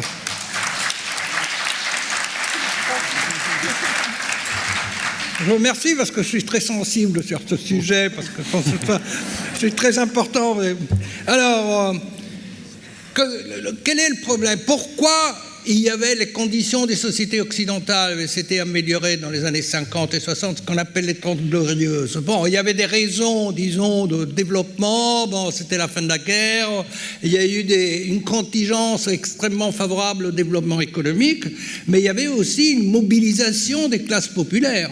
Les classes populaires étaient mobilisées par des contre-élites qui exerçaient une pression sur les élites politiques pour la redistribution. Il y avait des politiques de redistribution. L'État social n'est pas une invention, disons, bon, c'est pas une élargition généreuse des élites politiques, mais c'est quelque chose qui est né depuis le conflit social. Et le premier article de la Constitution italienne dit « L'Italie est une république fondée sur le travail ». Alors ça donne l'idée un peu quelle était l'importance du travail, de l'occupation pour une démocratie d'après-guerre. Et bon, à un certain moment, tout ça a changé. Les raisons pour lesquelles tout ça a changé, c'est un changement des élites politiques. Personnellement, je suis persuadé que c'est les politiques, les élites, les contre-élites qui faisaient pression, qui mobilisaient les gens, disons, ont changé sociologiquement. Ils sont devenus des administrateurs. Ils ont cessé d'être des mobilisateurs. Et donc, on a eu une grande démobilisation. Une grande démobilisation, l'abstention, le refus de la politique, le succès de l'antipolitique, c'est un autre phénomène très important. Alors, comment remplacer cette pression qui venait de la mobilisation organisée des partis politiques? Est-ce qu'on peut penser aujourd'hui de revenir aux partis politiques des années 50 et 60? Et là, je reviens à votre question. On peut inventer des dispositifs démocratiques alternatifs. À ce moment-là, franchement, mon imagination, mais moi je suis très faible de ce point de vue, j'ai pas beaucoup de fantaisie, je suis assez pessimiste de ce point de vue-là. Parce qu'on peut avoir de la mobilisation de rue, la mobilisation de rue obtient des succès, souvent réussit à interrompre un projet de loi, il réussit beaucoup dans le cas français. Par exemple, en Italie, les choses sont un peu différentes, parce que la France est un système bien plus rigide, et quand à un certain moment la rue se mobilise, bon, ça a des effets plus importants que notre pays. On verra ce qui se passe au Chili, on verra... En même temps, parce qu'il y a aussi... disons, ceux qui sont contre le changement, il y a ceux qui profitent de cet état de choses, l'ordre établi des choses, qui sont hyper puissants aussi. Le peuple est très partagé, hein, et il y a ceux qui sont dans une condition, disons, de désavantage, peut-on le dire? Ouais. Merci. Et il y a ceux qui sont dans une condition qui profitent du monde vivant. Alors, comment faire? Et naturellement, c'est ceux qui ont le pouvoir... n'accepteront jamais de s'en changer les dispositifs démocratiques. Et la mobilisation de rue ne mène à rien. Et l'expérience qu'on a fait en Italie du mouvement 5 étoiles, je peux vous jurer, c'est le mouvement des incompétents. Ils sont réellement incompétents. Donc c'est des gens qui, on a l'impression, quand on les écoute à la télé, quand ils parlent, les ministres qui viennent de fermer leur journal qu'ils ont lu au café, parce qu'en Italie on achète très peu de journaux, donc, mais je pense que maintenant, même en France, ils lisent un peu de journal au café, ou parlent avec le taxi, le conducteur de taxi, ou dans le bus, etc., et ils viennent vous le raconter. Alors cette expérience des incompétents au pouvoir, je vous assure, est épouvantable. Alors... moi, je me refuse de croire à la démocratie des incompétents. Et c'est clair que la démocratie libérative, pour les classes cultivées, ça peut marcher très bien. Mais alors, il faut se battre pour que le nombre de ceux qui sont cultivés soit plus nombreux, s'élève. On n'a plus besoin de gens cultivés pour en sortir de cette condition. Jusqu'à les gens sont plongés dans l'ignorance, on n'ira à rien. Merci. Merci. Alors...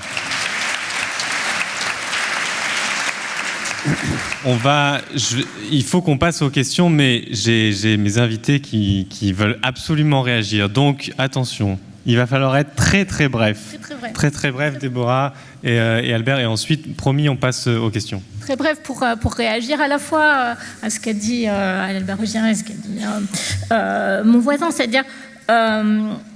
je crois qu'il y a eu, là, on est un petit peu abstrait quand même. Là. Quelles seraient les bonnes procédures est-ce qu'il faut élire comme ceci? Est-ce qu'il faut un vote comme cela? Comment serait une bonne délibération?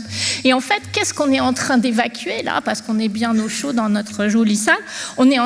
Mais vous l'avez dit un petit peu. En fait, on ne peut pas parler de la démocratie sans parler, comme ça, en restant dans des questions politiques. En fait, la démocratie, elle est vraiment liée à ces conditions sociales. Et donc, et il faut dire clairement qu'il n'y a pas à mon avis, il n'y a pas de délibération juste dans un monde injuste. Et donc, il faut vraiment prendre en compte ces conditions sociales. Et donc, notamment cette idée qu'il faudrait partager les savoirs, il faudrait qu'on nous mette au courant, etc. Oui, c'est très bien, mais pour ça, il faut qu'on ait le temps. Et donc, en fait, il faut, si on veut qu'il n'y ait plus une caste politique, technicienne, administrative et tout ce qu'on veut, il faut penser la réorganisation sociale. Et en fait, il n'y a pas de réorganisation politique sans réorganisation sociale. Très bien.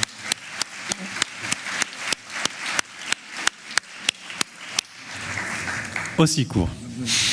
Alors, comme il faut un peu animer les débats et qu'il n'existe pas d'animation sans scandale, je trouve totalement scandaleux ce qui a été dit sur les Cinque Stelle, comme si Berlusconi était incompétent, ou Matteo Salvini, quelle compétence a Matteo Salvini qui est supérieure à celle de Di Maio, je ne sais pas, ou de Bonafede.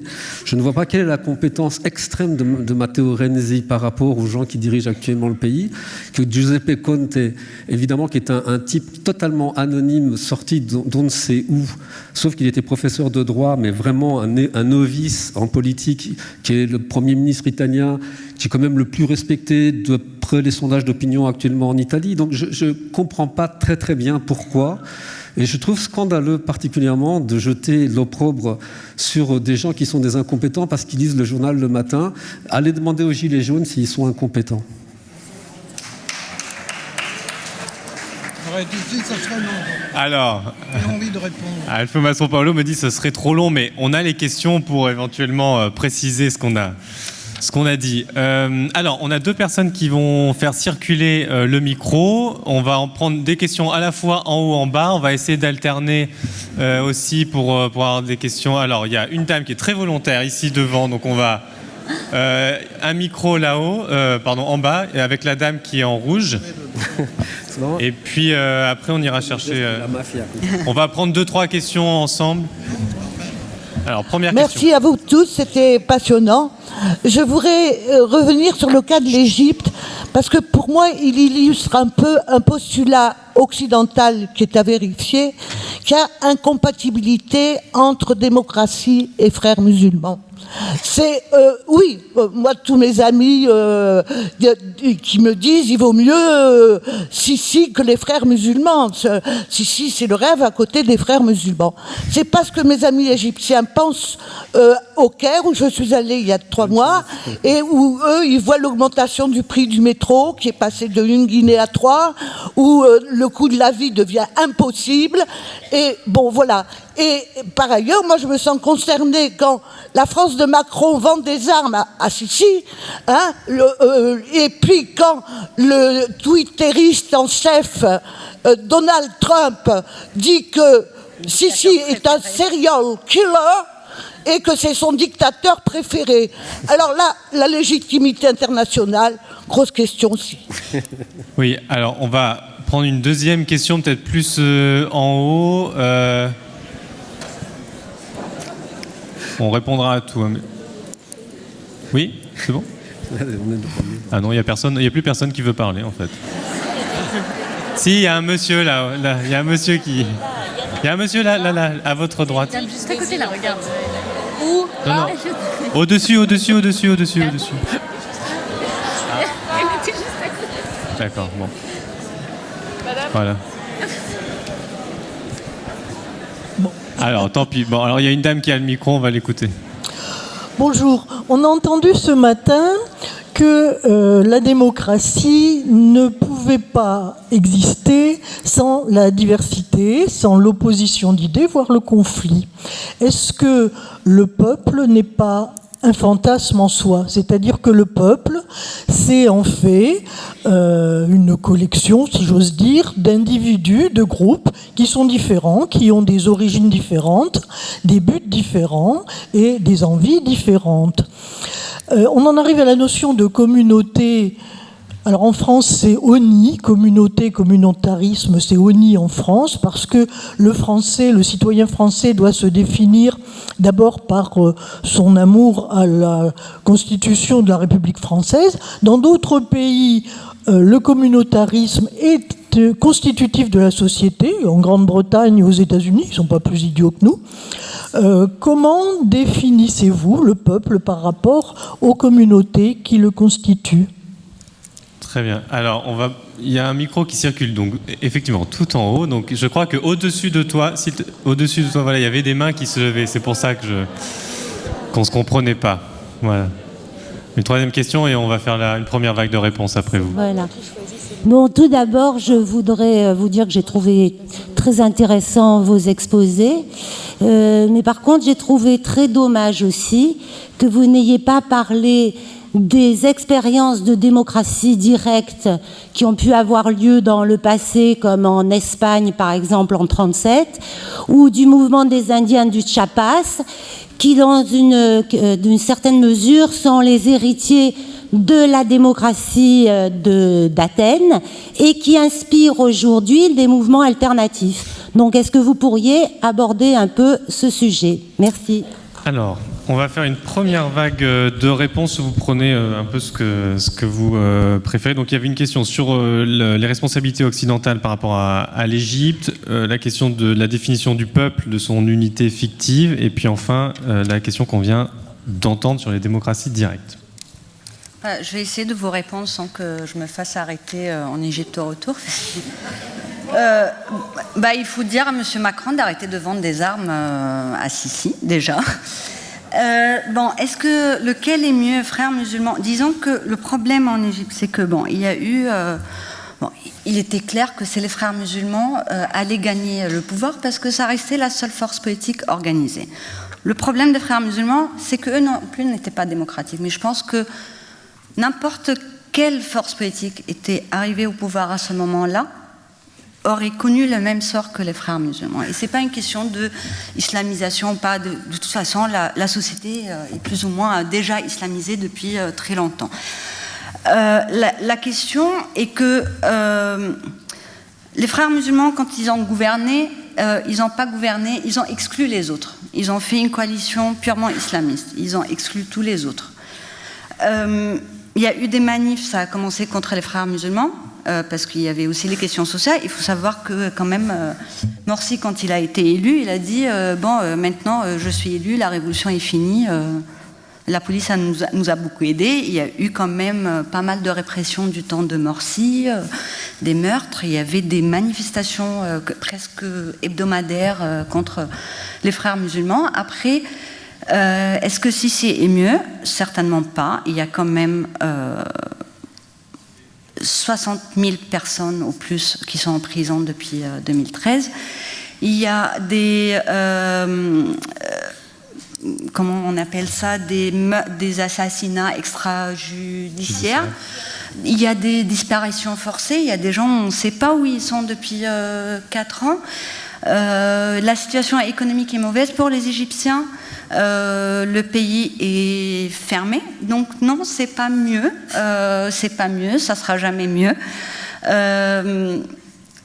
Mais je pense que la situation des frères musulmans, parce que, après, la situation est complexe. Est-ce que la question se pose, est-ce que c'était un coup d'État ou pas un coup d'État aussi?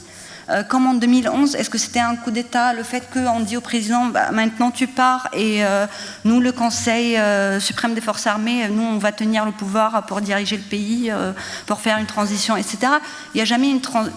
Il y a beaucoup d'auteurs, je pense, qui ont parlé sur la possibilité de transition démocratique soutenue par les militaires. Moi, personnellement, je ne crois pas que les militaires puissent soutenir une transition démocratique peu importe où, ça reste des institutions très conservatrices, autoritaires, et surtout dans le cas égyptien, il faut savoir je ne sais pas c'était quoi la discussion autour de l'invention du peuple. Bref, en Égypte, on dit des fois, il y a l'armée et puis il y a eu le peuple et le pays après. Donc, où l'Égypte, c'est une armée qui est un État. Donc, voilà. Et je peux reprendre sur la question qui était sur le peuple. Moi, je suis tout à fait... C'est pas une question de fantasme autour de la notion du peuple. Il faut savoir qu'en arabe, j'ai fait un peu mes recherches pour savoir que le peuple en arabe, ça veut dire shab. Je pense que vous avez tous entendu ce mot.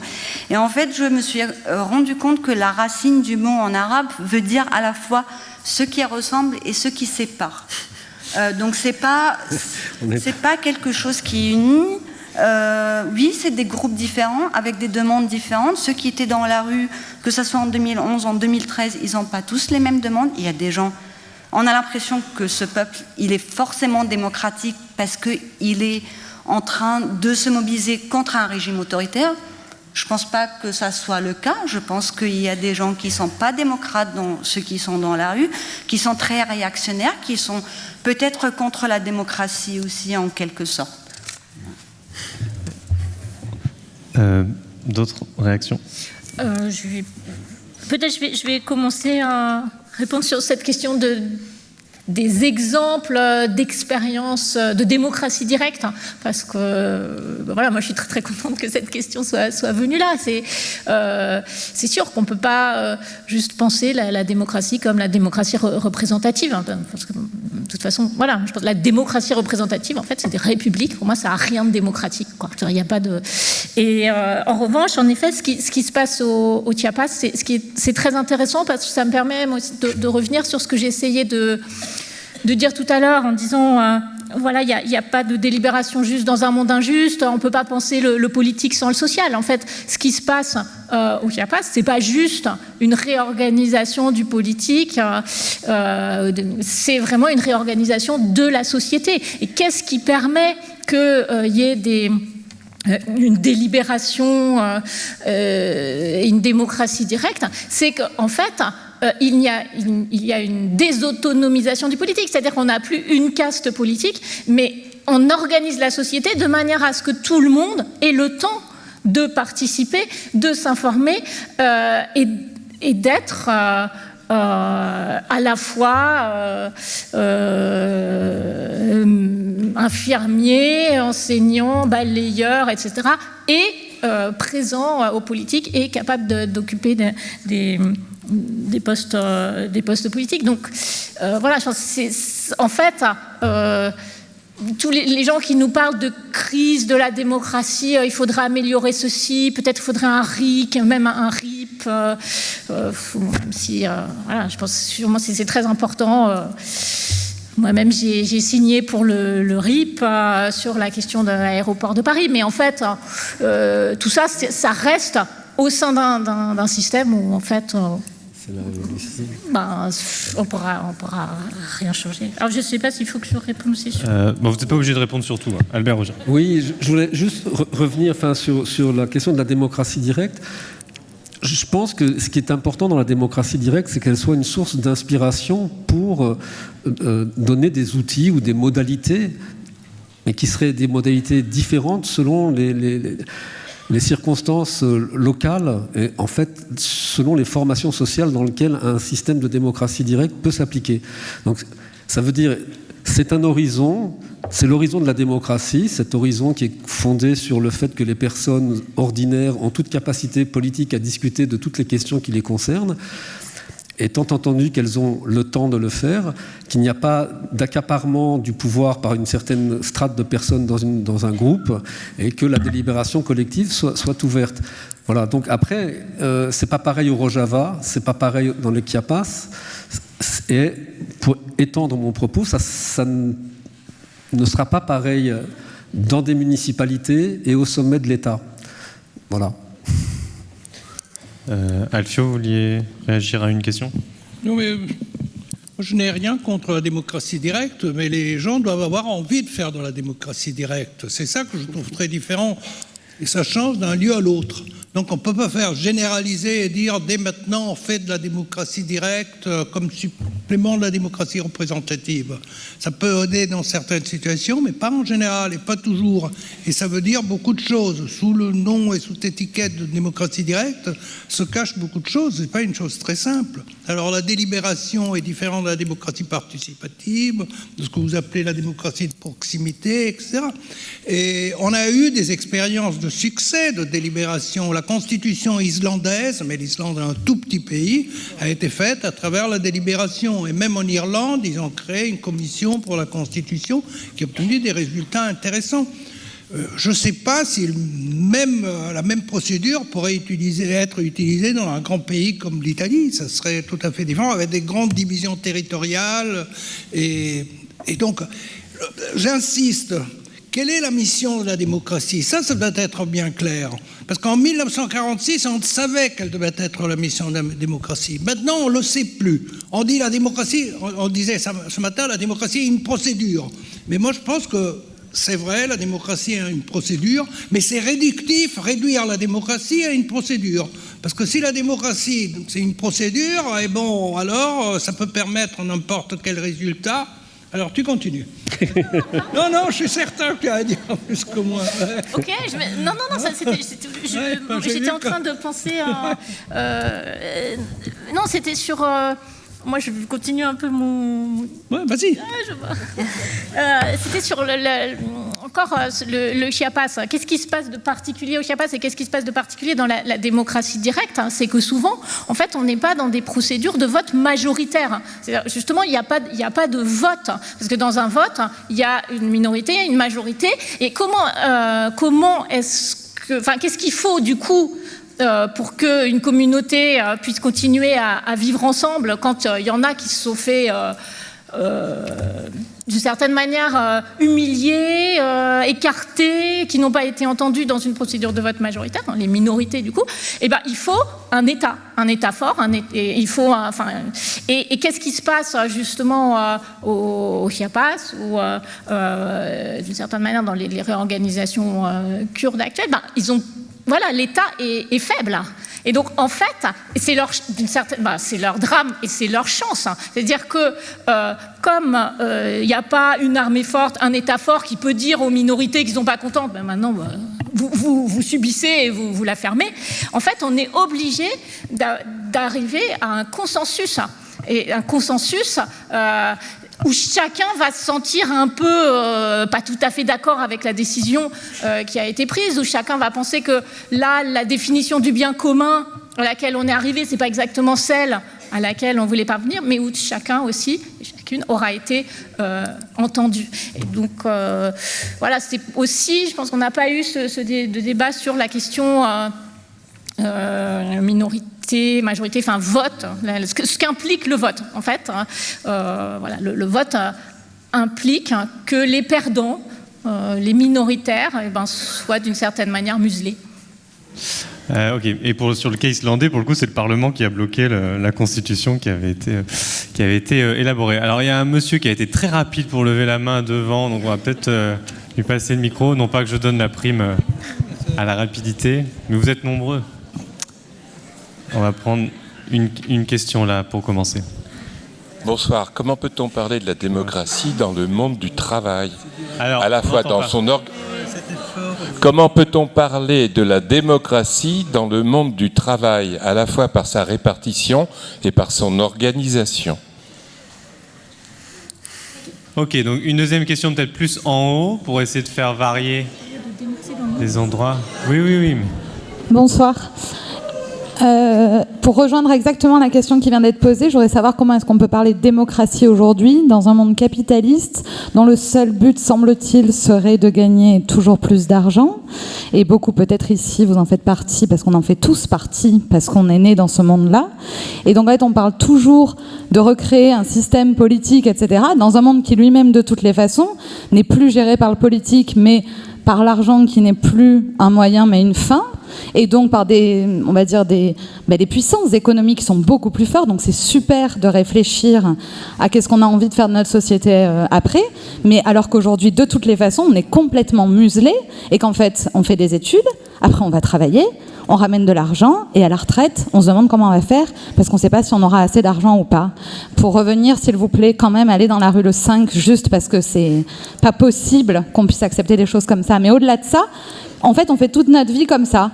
En fait, on fait de l'argent, on ne sait même pas pourquoi on le fait. Je voudrais juste savoir comment la démocratie peut marcher aujourd'hui dans le capitalisme et sans décroissance, je ne vois pas trop comment on va s'en sortir. Merci. On va prendre une question par là. Oui. Je sais pas où est le micro. Si, il est là. Le micro est là. Oui. Où est le monsieur qui l'a? Oui. Ah oui. Okay. Oui. Alors après, on ira en haut, on prendra une troisième vague. On ne pourra pas prendre tout le monde de toute façon, je suis désolé. Vous irez m'agonir à la fin. L'intervention qui m'a précédé me semble beaucoup plus importante que ce que je vais dire, mais bon, puisque je voulais dire quelque chose quand même. Si j'ai bien compris la dernière intervention de Deborah Cohen, l'horizon ultime de la démocratie, c'est la disparition de l'État. Je voudrais savoir si l'ensemble des intervenants est d'accord. Alors, il y avait, on va prendre, rassurez-vous, il y aura une troisième vague de questions. Il y a Albert Augian qui voulait répondre aux premières questions, et puis Deborah Cohen s'expliquera sur son tropisme libertaire dans un instant. Non, je voulais juste dire, je rappelle ce que j'ai dit tout à l'heure. Si on veut corriger ce que nous voyons comme être les défauts de la démocratie, qui emmènent certains d'entre nous à dire « vit-on vraiment en démocratie ?» fermez la parenthèse. Il faut faire très attention à comprendre que la seule arme dont nous disposions pour changer les travers de la démocratie, c'est la démocratie elle-même. Et donc, il ne faut pas confondre, quand vous dites « peut-on parler de démocratie quand il n'y a pas de travail ? Peut-on parler de démocratie dans un climat tel celui dans lequel nous vivons ?» Il faut s'attaquer au capitalisme, il faut s'attaquer au productivisme et pas à la démocratie. Déborah.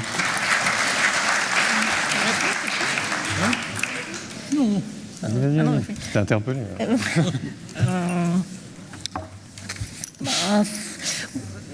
Oui, c'est juste. Enfin, ok, oui, je pense que ici, il y a plusieurs positions politiques qui sont représentées. Je vais assumer de défendre une forme d'anarchisme ou de position libertaire. Mais je pense que parce que ça vient aussi justement juste d'un constat logique, un petit peu ce que disait mademoiselle tout à l'heure, c'est-à-dire est-ce qu'on peut avoir des formes démocratiques dans un monde capitaliste, c'est-à-dire dans un monde où on est réduit non plus à être des citoyens, mais à être des agents économiques, et où du coup, forcément, il y a des puissants économiquement qui sont puissants politiquement, et des démunis économiquement qui sont démunis politiquement, malgré ce qu'on essaye de dire. Et donc, bien sûr, cet État, ce capitalisme, il est aujourd'hui maintenu par des structures étatiques. Alors, c'est un raccourci, c'est en ce sens que je pense. Mais voilà, le problème, c'est qu'on ne va pas faire disparaître l'État tout de suite. J'aimerais bien.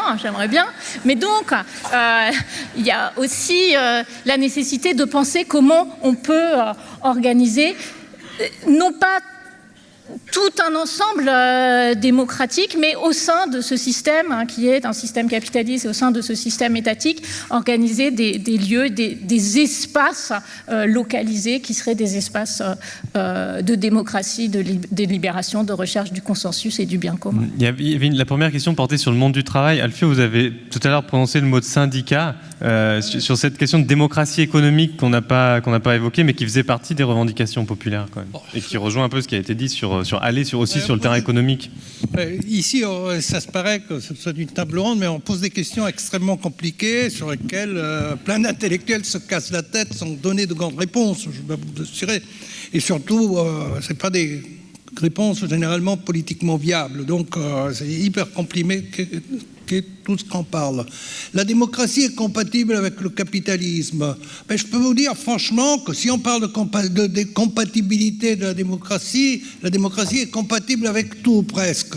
Et la démocratie est un système où on gouverne, quelqu'un ce matin disait, où on compte les têtes au lieu de les couper. C'est ça la démocratie, c'est le refus de la violence, c'est la conduction, disons, c'est faire la guerre avec d'autres moyens, c'est des conflits d'intérêts fondamentalement et on les fait pacifiquement. Il faut défendre ça, c'est le pluralisme, c'est la tentative de défendre le pluralisme. Mais, alors, si on se pose le problème des contenus de la démocratie, et moi personnellement je me les pose, je me dis qu'est-ce que doit être une démocratie? Je pense qu'une démocratie doit consentir à tous une vie décente. Alors là, le problème de la compatibilité avec le capitalisme devient un problème sérieux. Ça devient un problème sérieux, les conditions de travail qu'on évoquait tout à l'heure. Qu'est-ce que c'est le travail aujourd'hui? Est-il compatible avec une conception de la démocratie en tant que société égalitaire, en tant que société où on vit décemment, où tout le monde a le droit à vivre une vie décente, où on a des traitements de santé pour tous, où on a des traitements, où on a l'instruction, l'éducation pour tout le monde, etc. Ça, c'est un problème sérieux. Alors, il y a un problème de compatibilité sérieuse de la démocratie avec le capitalisme. On nous a expliqué, c'est une question pour laquelle c'est difficile de dire que c'est pas vrai, que où il n'y a pas de capitalisme, il n'y a pas de démocratie. L'expérience des partis socialistes a été, disons, désastre. Ça n'amenait pas à rien, ils sont devenus des régimes autoritaires, etc. Terriblement autoritaires souvent. Et il faut repenser tout ça. Mais il n'y a aucune alternative au capitalisme, au lieu de se poser tellement de questions sur les alternatives à la démocratie. Et si on se posait un peu de questions sur les alternatives au capitalisme, on peut imaginer une société, disons, où le capitalisme soit au moins apprivoisé. Alors, l'apprivoisement du capitalisme, c'est une tentative qui a été faite dans les années 50, 60, avec des résultats pas extraordinaire, mais avec des résultats. Et à un certain moment, il y a une littérature qui explique ça, il y a eu une rébellion des capitalistes contre la démocratie. Parce qu'on peut interpréter ce qui s'est passé depuis les années 90 jusqu'ici comme une rébellion des capitalistes contre la démocratie. C'est le refus de la démocratie par les capitalistes. Donc on a des démocraties plus capitalistes et moins démocratiques, de mon point de vue, qui est toujours, dans un monde pluraliste, ce n'est qu'un point de vue. Merci. On va prendre tout en... Il y a un gros lobbying là pour une question en haut qu'on va prendre. Oui, voilà, je vais venir. J'avais deux questions. La première, c'était est-ce qu'il y a plusieurs démocraties? Et la deuxième, c'était est-ce qu'on est vraiment libre en démocratie?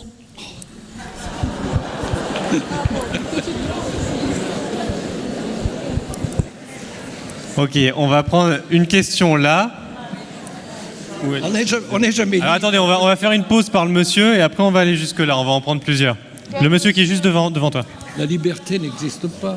Là, devant toi, là. Monsieur, vous voulez pas le micro finalement? Là. Ah bah voilà. Alors prenez-le. Voilà. J'ai entendu parler de démocratie directe. Mais on peut pas prendre toutes les questions, vous comprenez bien. Bon, on va prendre aussi votre question. Alors mais monsieur vous donne son micro. Voilà. C'est bien, c'est de l'autogestion, c'est parfait.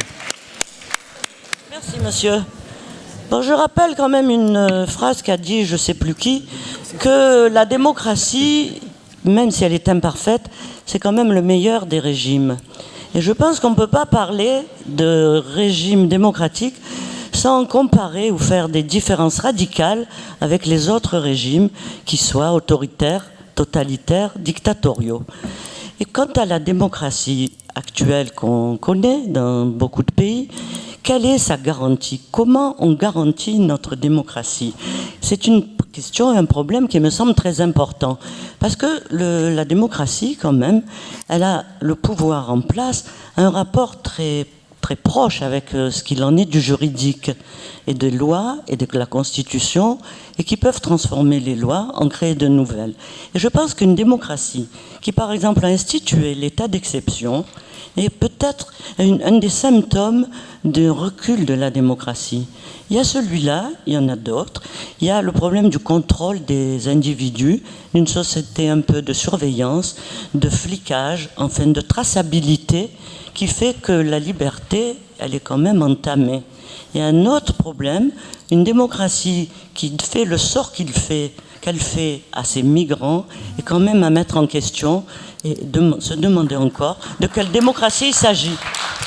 Alors, on va revenir, on va refaire passer le micro à monsieur qui l'a gentiment donné, et après on va finir ici. Ah, finalement, vous voulez plus. Alors, on va prendre la question qui est tout devant de la dame que j'avais pas vue au début. Levez vos mains parce que je vous vois pas. Merci. Oui, mais j'ai une observation concernant l'organisation des tables rondes. C'est que ce matin et maintenant, il y avait une femme qui implicitement, son rôle, c'est de parler d'un pays en Afrique où elle représente ce pays dans un certain intellectuellement. Et la femme, Madame Gassous, c'était de parler des femmes. Et les autres, ils ont droit de parler de l'histoire des grands concepts comme la démocratie, le peuple, populisme, on revient à Rome, John Adams, tout ça. Et le problème, c'est intellectuel en fait, parce que j'ai pensé, il y a les soulèvements populaires actuellement qui sont nouveaux, c'est pas le printemps arabe. Il y en a 3 dans le monde arabe, il y a Chili, il y a ailleurs, et c'est tout à fait nouveau, point de vue. Ce que je voulais savoir, c'est de ouvrir, ça donne, cette structure donne l'opportunité de faire un peu de comparatif d'autres expériences de la démocratie actuelle et d'autres histoires et traditions de démocratie ailleurs, et de changer cette histoire qu'on raconte infiniment depuis des décennies, quoi.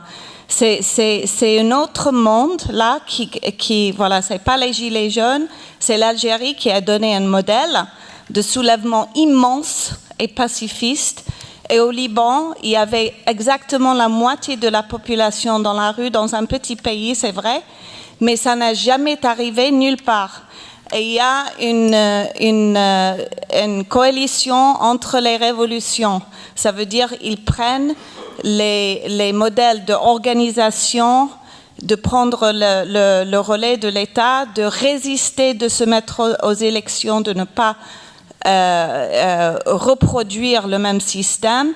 Et ils font les mêmes actions. Santiago avec Beyrouth, avec Alger, c'est nouveau, on n'a pas parlé de ça, ni de les traditions qu'ils ont créé ces mouvements. C'est pas seulement l'Europe. C'est pas les concepts de démocratie, le peuple, le populisme européen. Il y a d'autres mondes, quoi. Merci. Du coup, je donne la parole. Je commence avec Shaima, qui l'a pas eu depuis longtemps. Je voudrais d'abord commencer à dire à Déborah, il ne faut pas se sentir toute seule dans ce que vous pensez par rapport à l'État. Aussi, il y a d'autres personnes qui peuvent penser. Attention, on ne vous entend pas. Je disais à Déborah qu'il ne faut pas qu'elle se sente seule par rapport à la question de l'État. Est-ce qu'il faut en finir? Certainement, il faut en finir avec des sortes d'États comme les États où ils disent il faut avoir ce sentiment national, etc. Alors que l'État, fondamentalement, on ne sait pas qu'est-ce que c'est. Je parle par rapport à l'Égypte, on ne sait pas qu'est-ce que c'est, qu'est-ce que ça donne à ses citoyens, vu qu'on doit payer pour tout, la santé, l'éducation, etc. Après, pour la question, j'avoue que, moi je ne peux pas parler de ce que, surtout quand il s'agit de mobilisation, je suis spécialiste de l'Égypte, je peux pas parler de mobilisation que j'ai pas vue en vrai. Je sais pas comment vous expliquer. C'est-à-dire que c'est très pour moi, c'est quelque chose qu'il faut vraiment, je sais pas, voir les gens sur place. Parce qu'on peut écouter, on peut voir, mais si on ne connaît pas, on peut pas avancer. Mais on a oublié le Soudan. Personne ne parle du Soudan, mais il y a le Soudan aussi qui était assez impressionnant. Mais je pense que c'est assez intéressant cette nouvelle vague. Bon, j'aime pas l'appellation printemps arabe, il faut appeler les choses avec les gens, comment ils l'ont appelé. Je pense qu'il n'y a aucun arabe qui s'est réveillé un matin à dire « oui, on a fait un printemps aujourd'hui ». Non, c'est les gens, ils ont fait des révolutions. On a appelé ça révolution, il faut le dire, même si on le pense, des révolutions échouées, que ça valait pas le coup, que les régimes autoritaires c'était mieux que tout le bordel qu'on a maintenant dans le monde arabe. Voilà, on les a appelées révolutions, c'est révolution. Mais moi, ce que je trouve très intéressant par rapport aux nouvelles vagues dans ces pays arabes, c'est que j'ai l'impression du peu des informations que je vois, c'est que on a l'impression qu'il y a une sorte d'apprentissage de ce qui s'est passé en 2011, en quelque sorte. C'est la seule observation. Mais j'avoue que je me suis intéressée récemment à l'actualité de la Bolivie, parce que ça me rappelle énormément. C'est peut-être pas exactement le même cas, mais j'ai eu un intérêt, à vrai dire, à regarder les infos sur la Bolivie. C'est pas parce que c'est des pays arabes que c'est pas parce que je suis arabe et que c'est des pays arabes que je m'intéresse pas forcément à tous les autres arabes. Je me suis intéressée à la Bolivie parce que ça m'a rappelé énormément la situation de 2013 en Égypte. Cette histoire de ce conflit entre urnes et rues, et avec cette histoire de deux peuples, pas deux peuples, mais plusieurs peuples en quelque sorte, qui est dans la rue, et on est en train de se disputer ce qui est légitime, qui peut-être m'a intéressé. Donc voilà. On fait tourner la parole sur peut-être les deux autres questions qui portaient sur les garanties internes à la démocratie, qui incluent de plus en plus d'états d'exception. Je pense que c'est important aussi de revenir là-dessus. Et puis il y avait l'autre question, est-on vraiment libre en démocratie? Peut-être Albert pour commencer. Oui, encore une fois, comme j'ai dit tout à l'heure, il ne faut pas confondre les choses. Quand vous êtes devant un gouvernement qui prend des mesures qui sont détestables, ignobles, indignes, c'est pas la démocratie qui est en cause, c'est ce gouvernement. Donc voilà, c'est pas la démocratie qui souffre parce qu'il y a un état d'exception, c'est comment ça se fait qu'on a laissé faire ça. Et c'est à nous qu'il faut se poser la question, nous, citoyens et citoyennes, comment se fait-il qu'il n'y a pas de réaction? Il y en a, je ne conteste pas qu'il n'y a pas de réaction, mais en fait, il faudrait vraiment prendre ces questions à bras-le-corps. La liberté, est-ce qu'on est libre en démocratie? Je ne veux pas faire le coup de Churchill en disant allez voir chez Sisi justement si vous êtes libre. Ce sont des questions qui n'ont pas grand sens en vérité. En vérité, quand on pense démocratie, on pense à l'égalité absolue entre les personnes, hommes, femmes, travailleurs, savants, balayeurs, n'importe quoi. Il y a une égalité absolue. Il y a la liberté qu'on a de s'exprimer, de s'organiser, de manifester.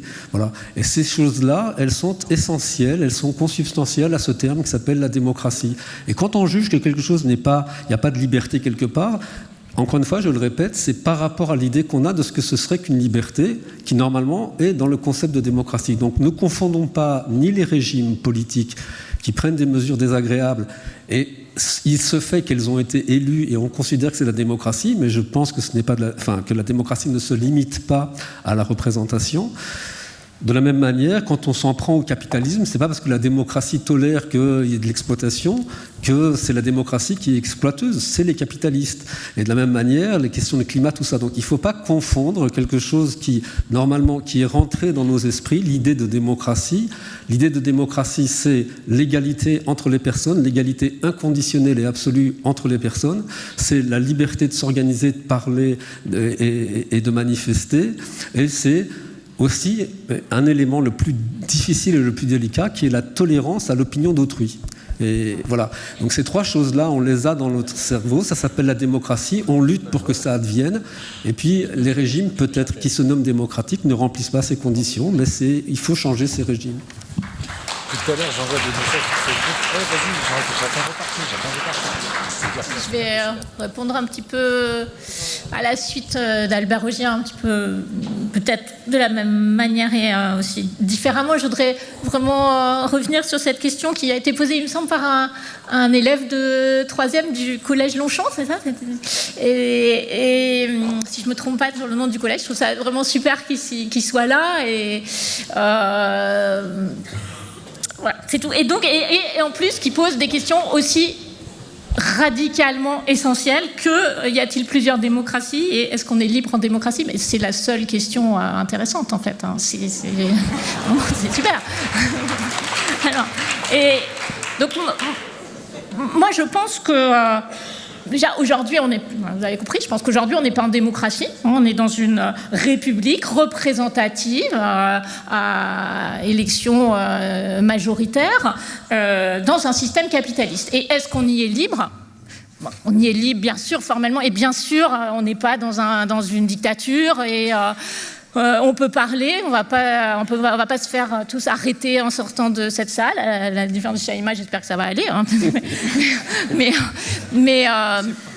Voilà. Mais je pense qu'il y a des formes de limitation de notre liberté qui sont liées au système capitaliste, au sens où de manière très insidieuse, s'infiltre en nous, en chacun de nous, la logique économique qui fait de nous, donc, ce qu'on disait tout à l'heure, des agents économiques, et de plus en plus, c'est-à-dire on a tendance à économiciser, je ne sais pas comment dire, enfin à donner une logique économique à des choses qui ne l'étaient pas, je pense y compris l'amour, par exemple. Il y a des études en ce moment très intéressantes sur tous les sites de rencontres et la manière dont aujourd'hui on peut valoriser son capital amoureux. Ouais, moi j'en ai eu 5, alors j'en ai 10.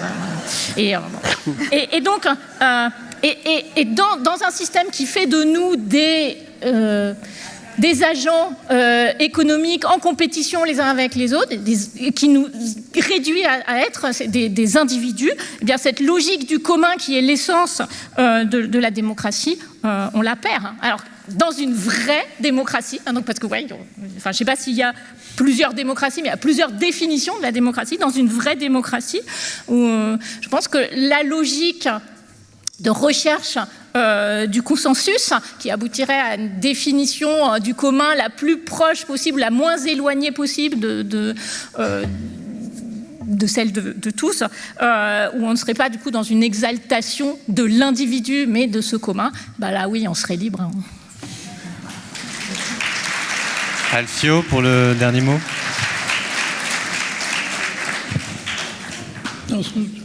En réfléchissant, vous le disiez, une des opportunités offertes par la démocratie, c'est de voter aussi avec les pieds. Ouais, parce qu'on vote quand on marche, quand on fait des pétitions. Il y a d'autres moyens à travers lesquels on peut s'exprimer, résister, faire opposition, etc. Alors c'est un aspect de la démocratie qui commence à monter en puissance. Ça commence à devenir un problème. Je ne sais pas ce qui va se passer le 5 décembre en France. Je sais que j'avais un rendez-vous académique à Paris le 5 décembre et on a dû anticiper parce qu'on s'est dit on ne sait pas ce qui va se passer. Donc, alors ça, en même temps, je sais que dans toutes les sociétés démocratiques occidentales, on a des phénomènes de brutalisation du pouvoir. Le pouvoir devient toujours un peu plus brutal, un peu plus violent. Et il devient brutal face aux gens qui votent avec les pieds, fondamentalement. Bon, l'histoire des Gilets jaunes, vous la connaissez mieux que moi, vous avez pu y assister, mais je dois dire, je suis passé tout à l'heure le long du port, j'ai vu cette manif, petite, c'était pas grand, c'était assez impressionnant voir des policiers avec un tel équipement, ça donne vraiment, c'est quelque chose qui n'est pas rassurant du tout. Disons, je ne sais pas si c'est démocratique ou si c'est pas démocratique, mais c'est dégueulasse, franchement.